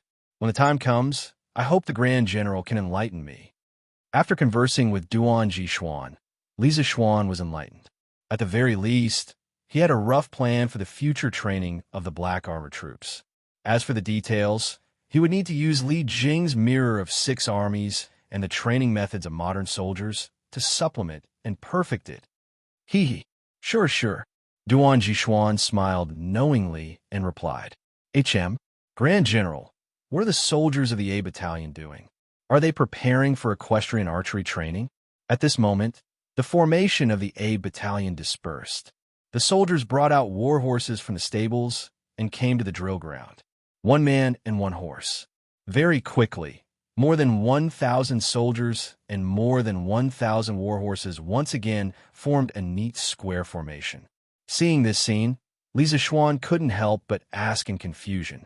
Duan Jixuan looked towards the direction of the voice and stroked his beard. Hee. Yes and no. Li Zixuan narrowed his eyes and couldn't help but ask, Grand General, what do you mean? Seeing that Li Zixuan was humbly asking for advice, Duan Jixuan patiently explained. The black armored troops are cavalry. Other than physical training, they also have equestrian training. However, to use the horses, they have to train them first. Although horses understand humans, they're still beasts.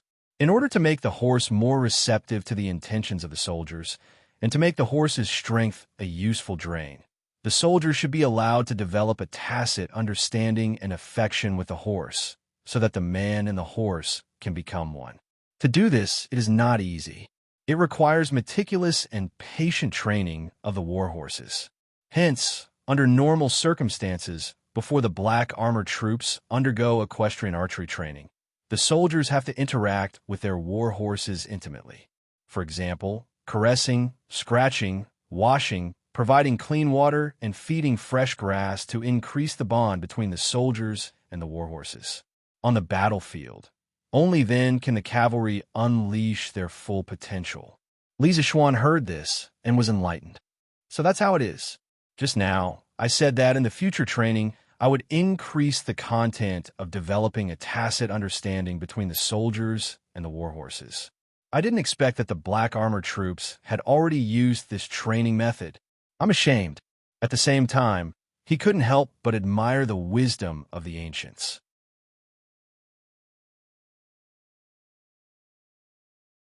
Chapter 1734. Qiu Xingong was originally inspecting the training of the soldiers in 2nd Battalion. Before Li Zixuan came to the barracks, he was in charge of the daily training of the Black Armored Army. Just now, one of his personal guards suddenly came to report that Li Zixuan was going to display his archery skills on the drill ground. Qiu Xingong was instantly energized. Li Zixuan's master was spiritual masterling, Su, and his martial arts were superb. This was something that the entire Chang and city and even the entire world knew. However, at the same time, everyone also knew that Li Zixuan's weapon of choice was the sword and not the bow. One had to know that there were many types of bows. The horn bow used by the Black Armored Army was completely different from the bow used by the common people. Even though Li Zixuan had used a bow before, it was impossible for him to adapt and familiarize himself with the special horn bow in the army in such a short period of time. Therefore, Li Zixuan's archery skills demonstration this time was undoubtedly a humiliation to Qiu Xingong. How could he miss such a good show? It's not a demonstration. It's just that I have never used a bow before. Now that I have joined the Black Armored Army, I should at least learn the art of equestrian archery. Therefore, I asked someone to bring me a bow to give it a try. Li Zixuan had lived 2 lifetimes.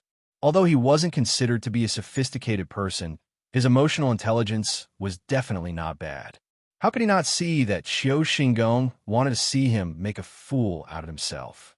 However, after all, he had never used a bow before, and he wasn't sure how he would perform later. Therefore, he didn't boast. He didn't like to show off something that he wasn't confident in. Huh, you are too humble, Instructor Li. Qiu Xingong walked to Li Zixuan and said with a fake smile, "In the entire Chang'an city, who doesn't know that Instructor Li is the son of an immortal and has unparalleled martial arts? Why would you be stumped by a mere bow? Oh, this is a 3-stone bow. TSK, TSK. Instructor Li's arm strength is indeed amazing." It was this old man who couldn't help but click his tongue and sigh when he saw the horn bow that one of Duan Zhishuan's personal guards handed to Li Zixuan. In the Tang Dynasty, 1 stone was equivalent to 106 caddies in modern times. Hence, a 3-stone bow would require an arm strength of more than 300 caddies to draw. To most people, this requirement was quite high. To most people in modern times who were in suboptimal health all year round, an arm strength of more than 300 caddies was simply unattainable. However, to those who practice martial arts, it was not difficult, especially for a martial arts master like Li Zixuan. In addition, when the soldiers of the Tang Dynasty joined the army, there was usually a hard condition, and that was that they had to be able to draw at least 1 stone bow. General Qiu has been through hundreds of battles, and your archery skills are unparalleled. Why are you making fun of me? Li Zixuan couldn't be bothered to pay any attention to Qiu Xingong, this yin-yang man. He pulled out an arrow from the quiver on the back of the soldier beside him. On the other side, there was naturally a soldier who had set up a target 300 zhang away from Li Zixuan. 300 feet, 100 meters, 100 steps away. This distance wasn't far, but it wasn't close either. The maximum range of an ancient bow was about 200 meters, and its effective range was only about 100 meters. Chonyo, look, what is Yamacho doing? On the other side, at the training ground of the Wu Battalion, Yuchi Baolin, who had just finished his military formation training and was taking a short break, saw a group of people surrounding Li Zixuan in the middle of the training ground. He hurriedly pushed Cheng Chumo's arm and pointed in Li Zixuan's direction. What? Cheng Chumo didn't react at first, but when he looked at where Yuchi Baolin was pointing, he was shocked. What the F*** CK? Why is Xiao Xian holding a bow? Is he going to compete with someone in archery? I've never heard of him using a bow before. Archery? Yamacho knows how to use a bow. Hearing this, Yuchi Baolin was also puzzled. It was true that he worshipped Li Zixuan, but an outstanding archer had to go through many years of practice. Could it be that Li Zixuan had been practicing archery for a long time? Let's go. Let's go and take a look. Cheng Chumo waved his hand and said, "But what if the lieutenant wants us to gather for training later?" Although Yuchi Baolin wanted to go and take a look, he hesitated when he remembered that this was a military camp and he had to follow the military rules. Are you stupid? Let's just go for a while. And didn't you see that Lieutenant Sun is also there? Let's go quickly. Cheng Chumo patted Yuchi Baolin's arm in disappointment. Coincidentally, the lieutenant of the Wu Battalion, Sun Jiping, was also walking towards Li Zixuan. Sun Jiping's eyes suddenly lit up, and without saying anything, he dragged Yuchi Baolin and ran towards Li Zixuan. This is my first time shooting an arrow. Please don't laugh at me. On the other side, Li Zixuan took a deep breath and said to Duan Zhishuan and Qiu Xingong were beside him. Then he took 2 steps back and stood still. He knocked an arrow and focused all his energy on the arrow. At this moment, his eyes were only focused on the center of the target that was 300 feet away. During this short period of time, there were already quite a number of soldiers who had noticed the commotion. Those who had training missions only dared to sneak a peek at Li Zixuan's side. Soldiers like the Wu Battalion who happened to be taking a halftime break came closer, wanting to see how good Li Zixuan's archery skills were. After all, before Li Zixuan entered the Black Armored Army, he was already a famous figure in the Great Tang Empire. Now that he was about to show off his archery skills, how could the soldiers not be curious? Qiu Xingong, on the other hand, was secretly laughing in his heart. Because from Li Zixuan's action of drawing the bow and knocking the arrow just now, Li Zixuan was definitely a complete novice in archery. It was hard to say if such a novice could even hit the target at such a distance, let alone the center of the target. At this moment, Qiu Xingong really hoped that all the soldiers in the army would come over to take a look. If that happened, Li Zixuan would definitely become the laughingstock of the soldiers. He might even be too ashamed to continue staying in the black armored army. On the other hand, Duan Zixuan's heart sank. Obviously, he could also see that Li Zixuan's archery was a little unfamiliar. Initially, he only wanted to see how good Li Zixuan's archery skills were. But after Qiu Xingong came, the nature of the situation changed completely. If Li Zixuan didn't perform well, Qiu Xingong could use this as an excuse to suppress Li Zixuan's reputation in the black armored army. But now, the arrow was already knocked on the bow and had to be released. Even if Duan Zixuan wanted to stop it, he couldn't. He could only wait and see. Li Zixuan, who was in the eye of the storm, didn't have the slightest bit of worry like Duan Zixuan. At this moment, his eyes were only on the target and his heart was only on the arrow. He had already felt the weight of the arrow and the force of the angle bow when he was knocking the arrow. At this moment, he was using his powerful mental strength and knowledge of physics and mathematics to deduce and calculate the trajectory and landing point of the arrow in the air. In the eyes of others, there was only Li Zixuan knocking the arrow and the target in the distance. But in Li Zixuan's world, there were many invisible parabola lines between the arrow and the target. Different force and angle of release corresponded to different trajectories and landing points. A simple engineering student could easily deduce the trajectory and landing point of an arrow with a known speed and angle of release. But unfortunately, this engineering student couldn't pull the bow. A strong martial artist could easily pull the three-stone bow, but when he tried to shoot the arrow for the first time, he would definitely not be able to hit the target 300 feet away. This was because he lacked experience and couldn't calculate the landing point of the arrow. And Li Zixuan happened to be the perfect combination of the two. He was an engineering otaku with excellent martial arts skills. It's done. This is the force and the angle. Although it was a complicated process to deduce and calculate the trajectory and landing point of the arrow, for Li Zixuan, who had powerful mental strength, it only took him a few breaths to complete. Soon, he found a perfect parabola among the many invisible trajectories of the arrow. With a whoosh, the arrow that left the bowstring made a whistling sound as it flew rapidly toward the target 300 feet away. At this moment, everyone's hearts were in their throats. Qiu Xingong was already prepared to burst into laughter, while Duan Zixuan had a serious look on his face. He was already thinking about how he could help Li Zixuan out of this predicament later. Cheng Chumo and Yuchi Baolin just happened to arrive at this moment. The two of them could only look at the arrow that had left the bowstring and pray in their hearts that it would definitely hit the target. Bang! A distance of 300 feet was nothing more than a blink of an eye for the arrow that had been shot out. Under everyone's gaze, the arrow hit the target hard and made a dull sound. It hit the target. It hit the target. Yuchi Baolin couldn't help but exclaim excitedly. What a pity that it almost hit the bullseye. Cheng Chumo said regretfully as the arrow hit the fourth ring. Most of the archery targets in the Tang Dynasty only had 5 rings, which was different from modern times. It was only a few inches away from the bullseye of the 5th ring. On the other side, the smile on Qiu Xingong's face suddenly froze. Although the arrow did not hit the bullseye, it was still very close to the bullseye. One had to know that this was Li Zixuan's first time shooting an arrow. It was definitely not embarrassing to have such a result. One had to know that in the Black Armored Army, it was extremely rare for someone to be able to hit the bullseye from 300 feet away. At first, he thought that Li Zixuan would definitely miss the target on his first try.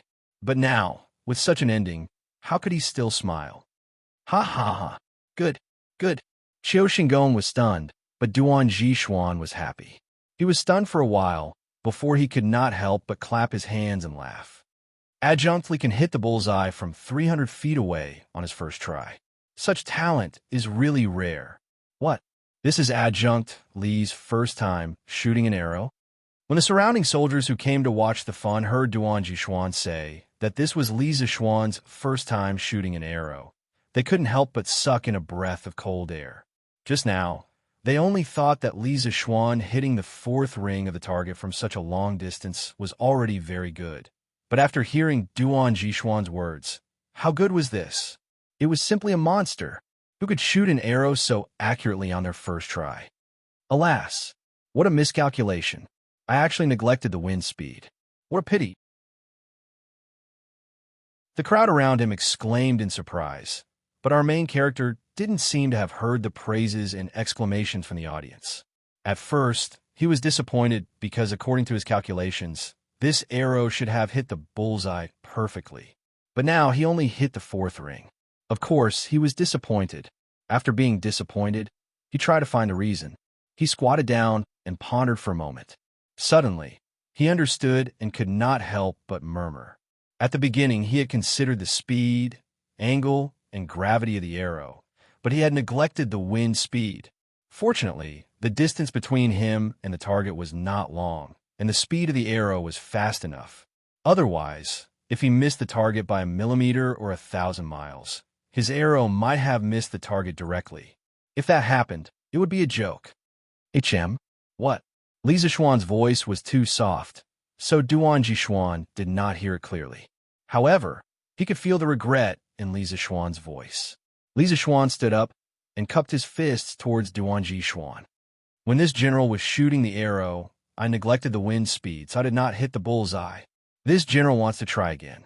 I hope that the Grand General will allow it. Adjunct Li wants to try again? Duan Jishuan was shocked when he heard this, but at the same time, he was also a little troubled. Who knew if Li Zishuan's arrow was a fluke, or if the next arrow would miss the target? Right? You should shoot a few more times. Archery is very dependent on luck. Qiu Xingong's eyes lit up as he hurriedly agreed.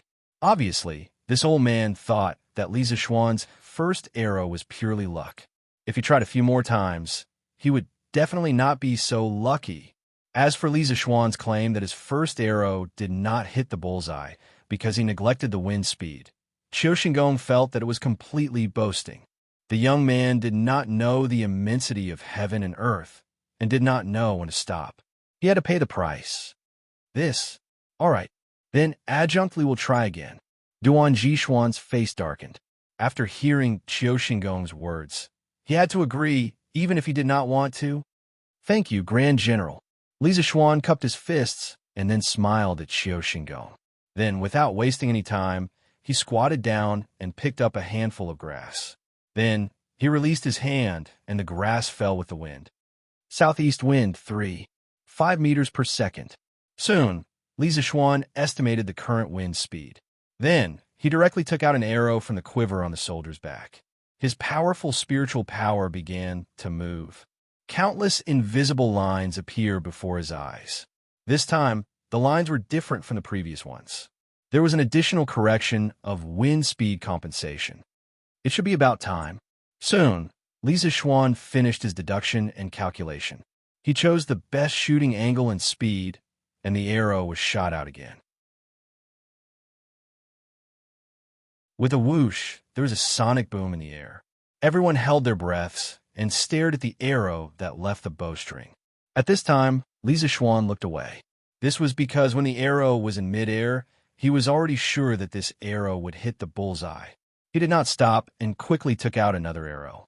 Using the same speed and angle as before, he shot the arrow again. In this way, 3 arrows were shot consecutively. Bang, bang, bang. Li Zishuan's hand movements were as fast as lightning. The arrow's speed in the air was also as fast as lightning. Soon, the 3 arrows hit the target and made 3 sounds of impact. It hit 3 consecutive arrows. All hit the bullseye. Duan Jishuan's eyes were fixed on the target. When the 3rd arrow hit the bullseye, he suddenly looked as if he had seen a ghost and could not help but exclaim. At the center of the bullseye, 3 arrows hit the bullseye one after the other. Moreover, the arrow at the back just happened to hit the arrow in front. In other words, all 3 arrows hit the same spot. This level of archery was simply amazing. The scene fell into a dead silence. However, after the silence, there was madness. Everyone was shocked. These 3 consecutive arrows all hit the bull's, and all 3 arrows hit the same spot. How is this possible? Instructor Lee's archery is amazing. All hail Instructor Lee. The surrounding soldiers could not help but exclaim. At this time, Qiu Xingong's face was as black as the bottom of a pot. His eyes were filled with disbelief. He could not understand how Li Zixuan could hit the bullseye with all 3 arrows on his first try. He originally wanted to use this opportunity to attack Li Zixuan's reputation in the Black Armored Army. However, who knew that in the end, he went for wool and came home shorn.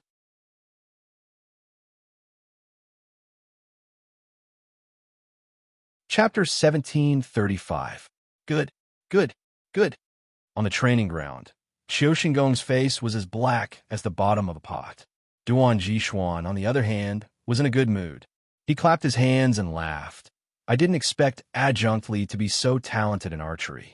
Huh, General Qiu, what do you think of Adjunct Li's archery skills? As he finished speaking, Duan Jixuan glanced at Qiu Xingong with a spurious smile. Earlier, Qiu Xingong wanted to humiliate Li Zixuan at every turn. So wasn't it the same as slapping Duan Jixuan's face? It was impossible for Duan Jixuan to not be unhappy. Now that Li Zixuan had exceeded everyone's expectations, not only did he not embarrass himself, he even made a name for himself with these 3 arrows. Duan Jixuan obviously wanted to counterattack Qiu Xingong. Hearing that, Qiu Xingong instantly felt as if he had eaten feces. His old face flushed red, and after a moment of stuttering, he finally opened his mouth and said, Adjunct Li, it's your first time shooting, and you're already so accurate. Of course, you're talented. Cough, cough. But on the battlefield, there won't be such a dead target standing there for others to shoot at. So, Adjunct Li needs to practice diligently in the future. After saying this, Qiu Xingong felt that he couldn't stay here any longer and wanted to find an excuse to leave. However, he saw that there were already quite a number of Black Armored Army soldiers surrounding him. He rolled his eyes and immediately shouted, What are you all doing here? Don't you think the training mission is heavy enough? Get back to your training. Yes, General Qiu. When the soldiers saw Qiu Xingong's expression, they knew that this old fellow was not in a good mood right now. Thus, they hurriedly responded and scattered like birds, returning to their respective camps for training. Let's go. Let's go back to training. Even Cheng Chumo and Yuchi Baolin didn't dare to provoke Qiu Xingong at this time. Cheng Chumo saw Li Zixuan's prowess just now and wanted to talk to Li Zixuan for a while. Hearing this, he could only yell and leave with Yuchi Baolin. As the lieutenant of the V camp, Sun Jiping naturally had no reason to stay. He cupped his fist towards Li Zixuan and left without caring if Li Zixuan could see him. General Duan, the A camp hasn't been patrolled yet. I won't keep you company. Qiu Xingong's expression became slightly better when he saw that the soldiers had dispersed. He cupped his fists towards Duan Jixuan and said indifferently. Duan Jixuan nodded and said, Jixuan, Duan, General. Yes. Only then did Qiu Xingong turn and leave. Only Li Zixuan, Duan Jixuan, and 2 of Duan Jixuan's personal guard were left in the temporary shooting range that had been quite lively just a moment ago. Li Zixuan returned the bow to one of the personal guards, then went up to Duan Jixuan and said, This general was just interested in testing the bows in the army.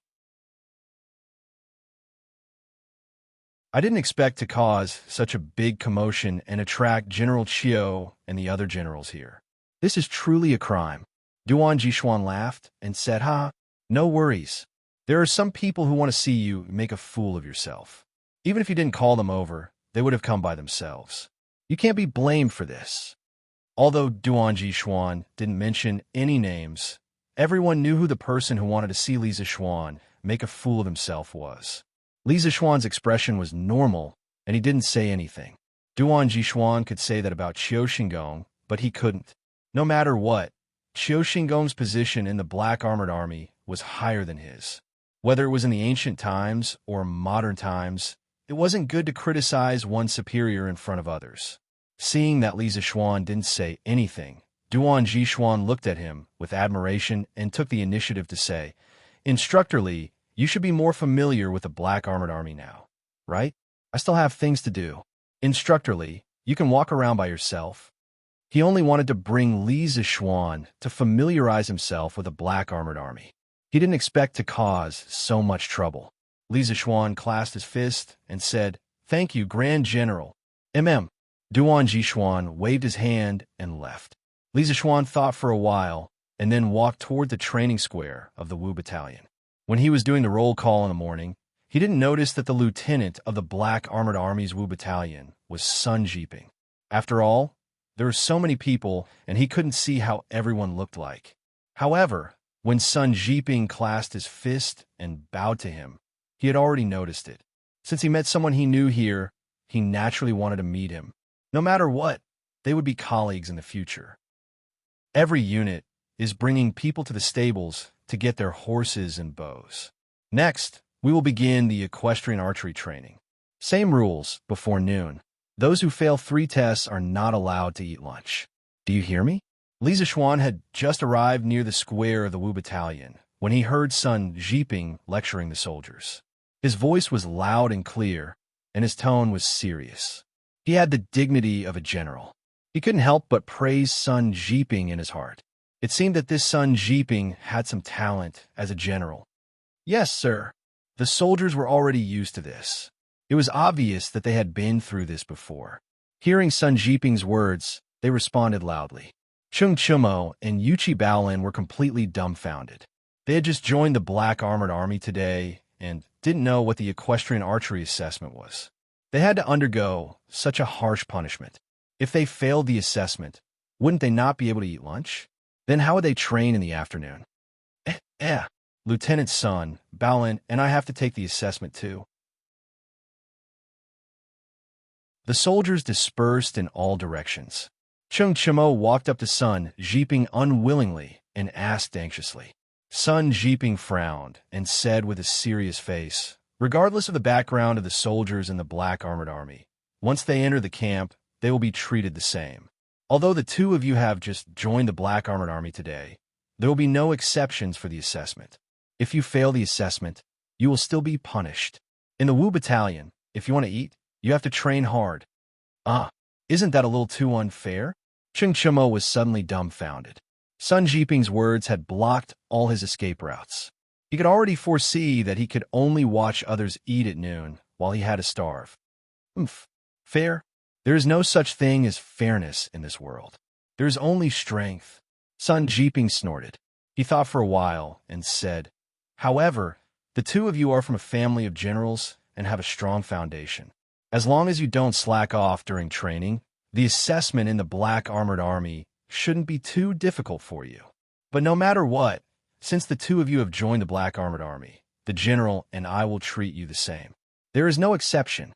When the Black Armored Army was expanding and the new recruits just entered the camp, they were all treated the same way. Do you understand?" Chung Chumo could only say helplessly, "Understood. Then why aren't you going to the stables to get the horses?" Sun Jiping said indifferently. "Yes, sir," Chung Chumo replied and left with Yuchi Baolin.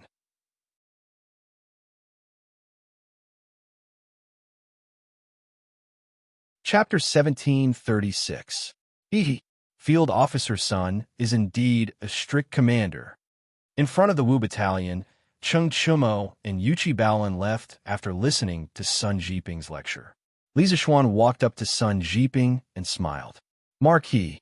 Sun Jiping was shocked to see Li Zixuan. He quickly cupped his fist and greeted him respectfully.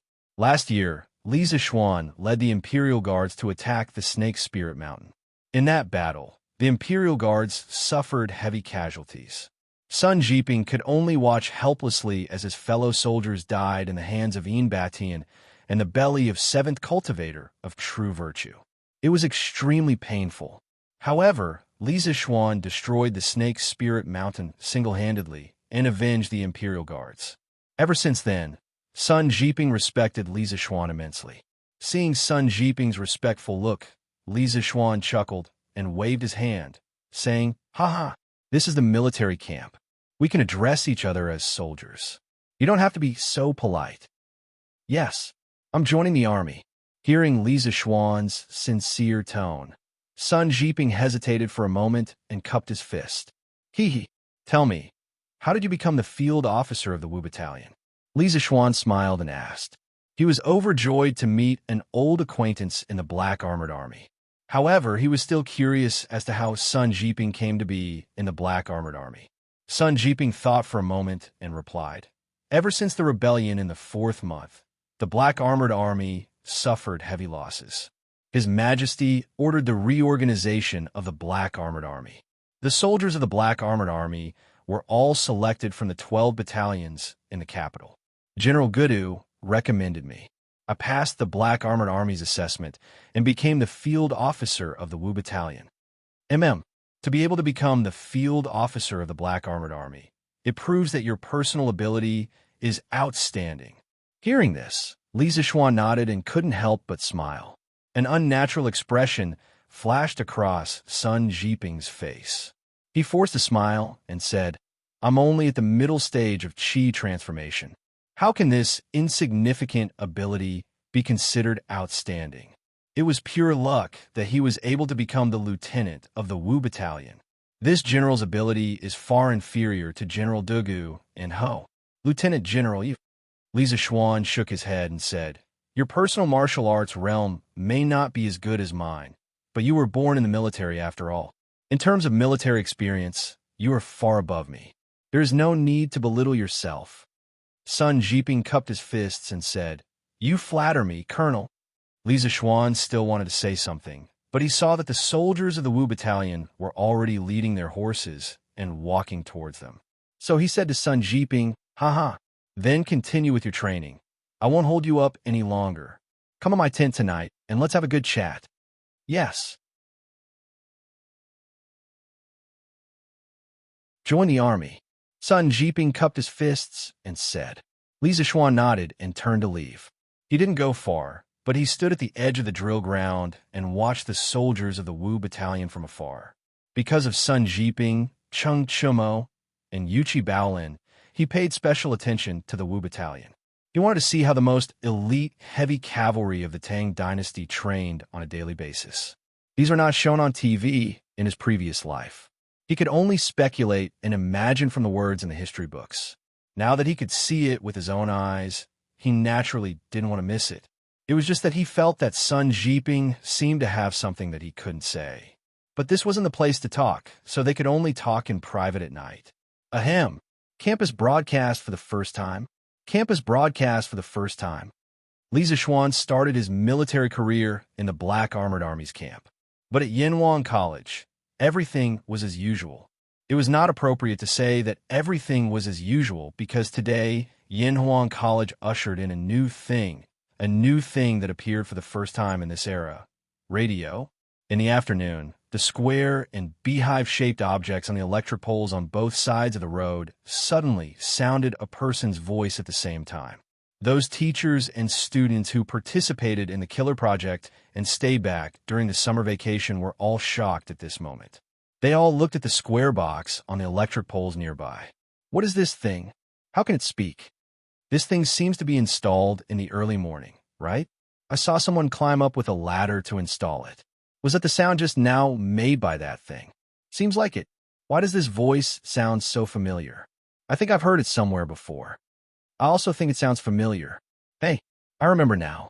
Listen, doesn't this sound like the voice of the Green Sparrow? The teachers and students of the academy surrounded the square box, radio, on the electric poles in groups of 3 to 5. They could not help but point and talk about it. Fortunately, they were used to all kinds of new things in Yanhuang College in the past year. If an ordinary person at the foot of the mountain encountered such a bizarre thing, he would definitely be scared and think that God or Buddha had come down to earth. There was a high chance that he would kowtow and worship. But after all, these teachers and students of the academy had experienced the influence of engineering knowledge for a year. Moreover, the academy had just developed a loudspeaker not long ago. Although this thing in front of them looked different from a loudspeaker, its function was more or less the same, which was to transmit sound. The only difference was that one needed to be placed next to the speaker's mouth, while the other did not need to be placed next to the speaker. Therefore, not only were the teachers and students of the academy not frightened by the radio on the electric poles, but they were also very curious and wanted to find out what it was. And soon, someone identified the owner of the voice in the radio just now. It was Li Tai. Li Tai's identity was special. Many people in the academy knew him, so it was not strange that someone recognized his voice at this time. Is it really the voice of the Green Sparrow? Could it be that this thing was made by Qin. Too amazing. This thing seems to be able to transmit a person's voice very far away. I wonder where Qin is now. After figuring out the owner of the voice, the teachers and students of the academy immediately exclaimed. Thinking of Li Tai's identity as the deputy chief engineer of the second and third trump card projects of the academy, everyone easily guessed that the radio on the electropoles was probably made by Li Tai. After all, even some teachers in the academy were convinced by Li Tai's talent in engineering. Qin, the sound could be heard from test points 1 to 10. Your radio is a success. Everyone in the academy is talking about you now. Everyone was guessing where Li Tai was at this time. In fact, this little fatty was in the Guanghua building of the academy. Li Tai had applied for a small room from the academy to be used as a radio room. At this time, Iron Egg, Sun Zifan, Qin Huayu, Meng Wenhao, and the others pushed the door open and said excitedly to Li Tai, who was sitting in front of the desk.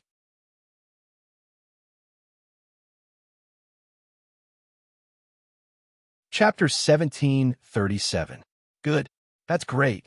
This is our first success, and we'll have a lot less trouble in the future. In a classroom in the Guanghua building of Yanwang College, Li Tai said excitedly when he heard the news from Iron Egg. Qin, you're really amazing. Everyone has never heard of this broadcast before. Not only did you come up with it, but you also made it. No wonder even Mr. Mo usually praises you for your outstanding talent. Meng Wenhao couldn't help but sigh. He and Li Tai were competitors in the beginning. Back then, when they were in the mathematics school, either he or Li Tai would be first in every exam. The two of them could be said to be evenly matched in the field of mathematics. However, since the establishment of Yanwang College last year, Li Zishuan proposed engineering on the basis of the new mathematics. Engineering not only included mathematics, but also physics, chemistry, and other subjects. This made Meng Wenhao a little overwhelmed.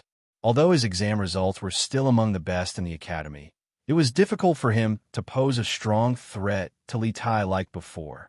This was because the current Li Tai had transcended the scope of a student and began to lead the students and teachers of the academy to do scientific research projects. No matter what, Li Tai was born into the royal family. His vision and knowledge were naturally not something an ordinary person could compare with. When a person was not only born into a good family, but also worked harder than others, then this person would be very difficult to surpass. Didn't I tell you before?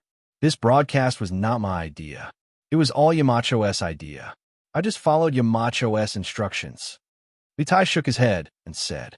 As soon as he finished speaking, the door was pushed open from the outside. It was Li Gang, Yin Silu, and Mo Huai, the three big shots of the academy together. Wenji, it's here. It's a gadget made by Qin. I heard it's called the broadcast. Yin Silu pointed to Li Tai inside and said with a smile. Broadcast, spread widely and widely. What a fitting name. Li Gang thought for a moment and said with a smile. When the people in the room saw Li Gang and the others enter, they hurriedly stood up and saluted. Greetings, Mr. Wenji, Mr. Yin, and Mr. Mo. Li Gang was basically in a state of semi-retirement. He neither taught for the students nor managed the affairs of the academy. However, he still lived in Yinshan. Other than teaching Little Honorin, he would come to the academy.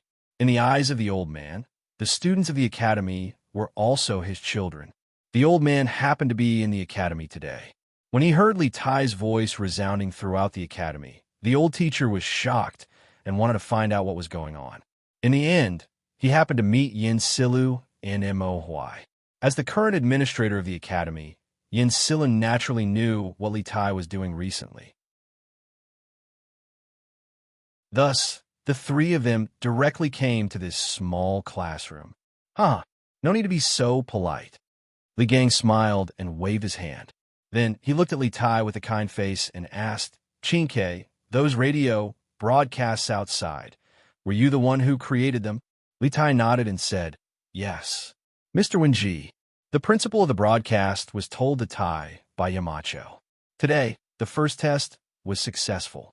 Tomorrow, Tai plans to have the broadcast installed in every corner of the academy and in every classroom. This way, if the academy has any important announcements to inform the students in the future, it can be directly announced through the broadcast. There's no need to inform each class." Good. This is a very convenient thing. Li Gang could not help but nod when he heard this. After a pause, he said with emotion, In just a short year, our Yinhuang College, from its initial establishment until now, has been tinkering with many new things that are convenient for the people's livelihood. It seems that Yamacho was right to insist on engineering. Things like the telegraph, the electric light, and the radio, this old man could not even think of them before. Now we've actually made them all. It's really amazing. Yin Silu could not help but stroke his beard and laugh. This old man thinks so too. After staying in the academy for so long, this old man feels that what Yamacho said back then was very correct. Confucianism cultivates the mind, while engineering benefits the world. Confucianism and engineering do not conflict. This old man believes that with the two complementing each other, our Tang Empire will soon usher in an unprecedented golden age. Li Gang nodded in agreement. At this time, he turned to Mo Huai and asked, "Mr. Mo, how is the expansion of the academy and the construction of the mountain guarding formation going? Are there any difficulties?" Before Li Zishuan left the academy, he had handed over several very important matters, the most urgent of which were the expansion of Yinhuang College and the construction of the mountain guarding formation. The former was to establish an independent institute for the medical school, similar to the Imperial Medical Department, while the latter was to protect the safety of Yunshan and prevent the crisis of Wu Jie's sneak attack on the academy. Mo Huai cupped his hands and replied, "This old man has already begun to recruit workers and craftsmen a few days ago, focusing on those who have participated in the construction of Yinhuang College. After all, they have experience." The construction team formed by Hu Lijing of the Han village is also here this time. Not only did they participate in the construction of Yinhuang College, they were also the main participants in the construction of the Dragon Gate in Lantian County. They can be said to be very experienced. This time, the expansion of the academy is not very big. Only 3 more courtyards need to be built, and then a few buildings to the west of the academy will be divided. Then, a wall will be used to completely separate the School of Engineering and the medical school. On the contrary, the construction of the mountain guarding formation will be quite tedious. Although the School of MO is proficient in the construction of mechanisms, and the Divine Ancestor once built a mechanism array in the School of Mo's headquarters, the world was in turmoil and most of the drawings of the mechanism array were lost. Moreover, the terrain of Yinshan is very different from that of the School of Mo's headquarters, so it is not suitable to be mechanically copied. I can only modify it according to the terrain of Yinshan and with the help of the School of Mo's mechanism technique. However, Taoist Li Chuanfeng's words have enlightened me. He said that the mountain guarding formation of Yinshan could be changed by the Taoist 1 yuan, 2 forms, 3 talents, for symbols, 5 elements, 6 directions, 7 stars, 8 trigrams, 9 palaces, and 10 directions. Combined with the School of Mo's mechanism technique, it will make it difficult for those who want to harm the academy to get close to Yinshan. The first draft of the mountain guarding formation's blueprint has basically been completed.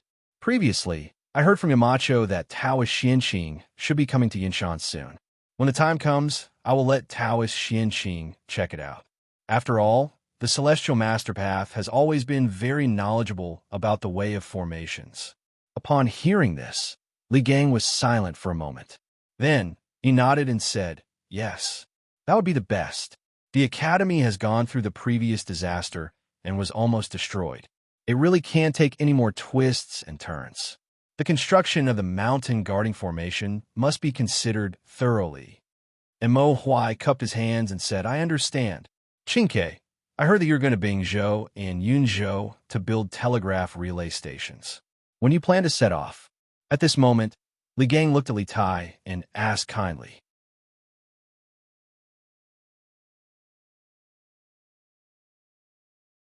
Chapter 1738.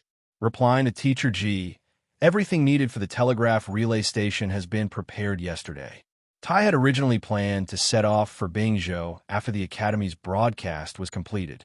I didn't expect the first experiment to be so successful, so Tai plans to set off tomorrow. The telegraph relay station concerns the outcome of the war between the Great Tang and the Turks. It cannot be delayed. Yanwang College. Li Tai cupped his hands in greeting to Li Gang in a classroom in Guanghua Building.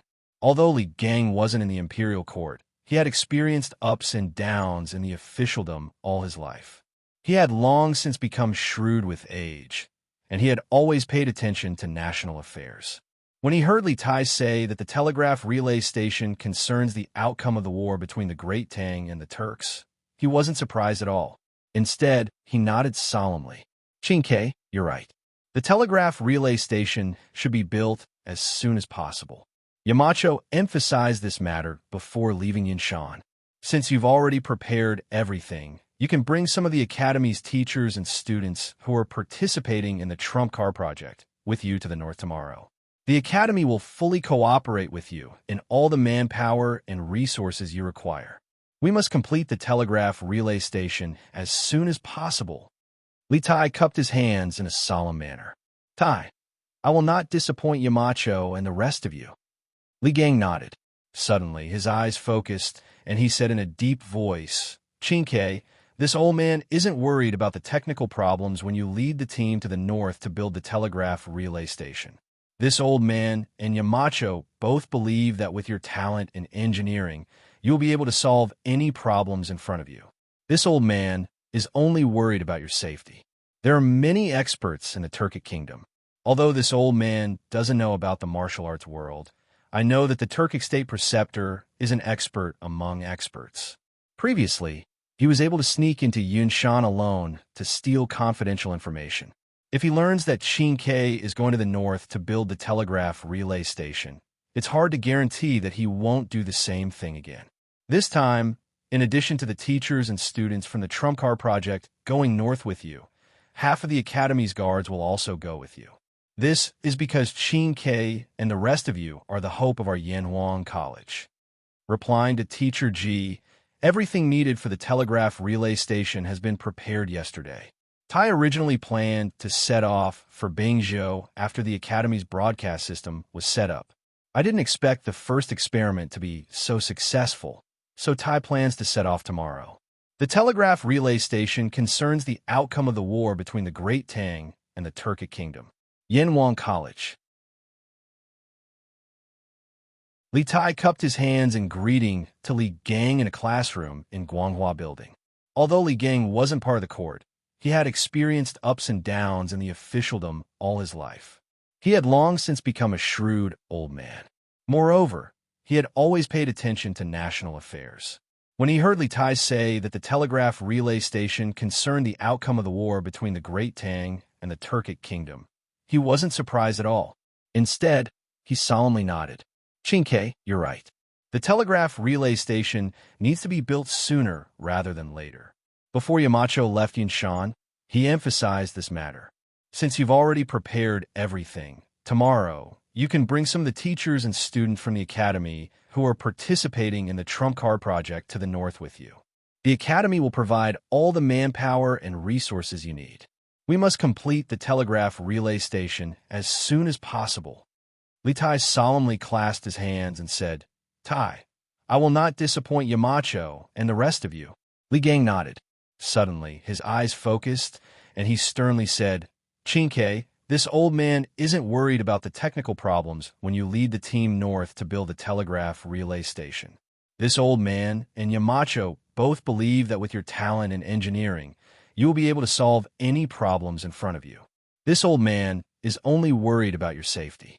In the Turkic kingdom, there are many experts. Although this old man doesn't know about the martial arts world, I know that the Turkic state preceptor is an expert among experts. Previously, he was able to sneak into Yunshan alone to steal confidential information. If he learns that you're going north to build a telegraph relay station, there's no guarantee that he won't repeat the same trick. Thus, in addition to the teachers and students from the Trump Car Project going north with you, half of the Academy's guards will also go with you. Qingke, you're the hope of Yanwang College. Li Gang nodded. Suddenly, his eyes focused and sternly said, Qingke, this old man isn't worried about the technical problems when you lead the team north to build the telegraph relay station. This old man and Yamacho both believe that with your talent in engineering, you will be able to solve any problems in front of you. This old man is only worried about your safety. In the Turkic kingdom, there are many experts. Although this old man doesn't know about the martial arts world, I know that the Turkic state preceptor is an expert among experts. Previously, he was able to sneak into Yunshan alone to steal confidential information. If he learns that you're going north to build a telegraph relay station, there's no guarantee that he won't repeat the same trick. Thus, in addition to the teachers and students from the Trump Car Project going north with you, half of the Academy's guards will also go with you. This old man is the hope of Yanwang College. That you're tuning in to the Warrior Lore YouTube channel. Don't forget to subscribe and join us on this journey to catch the most captivating stories.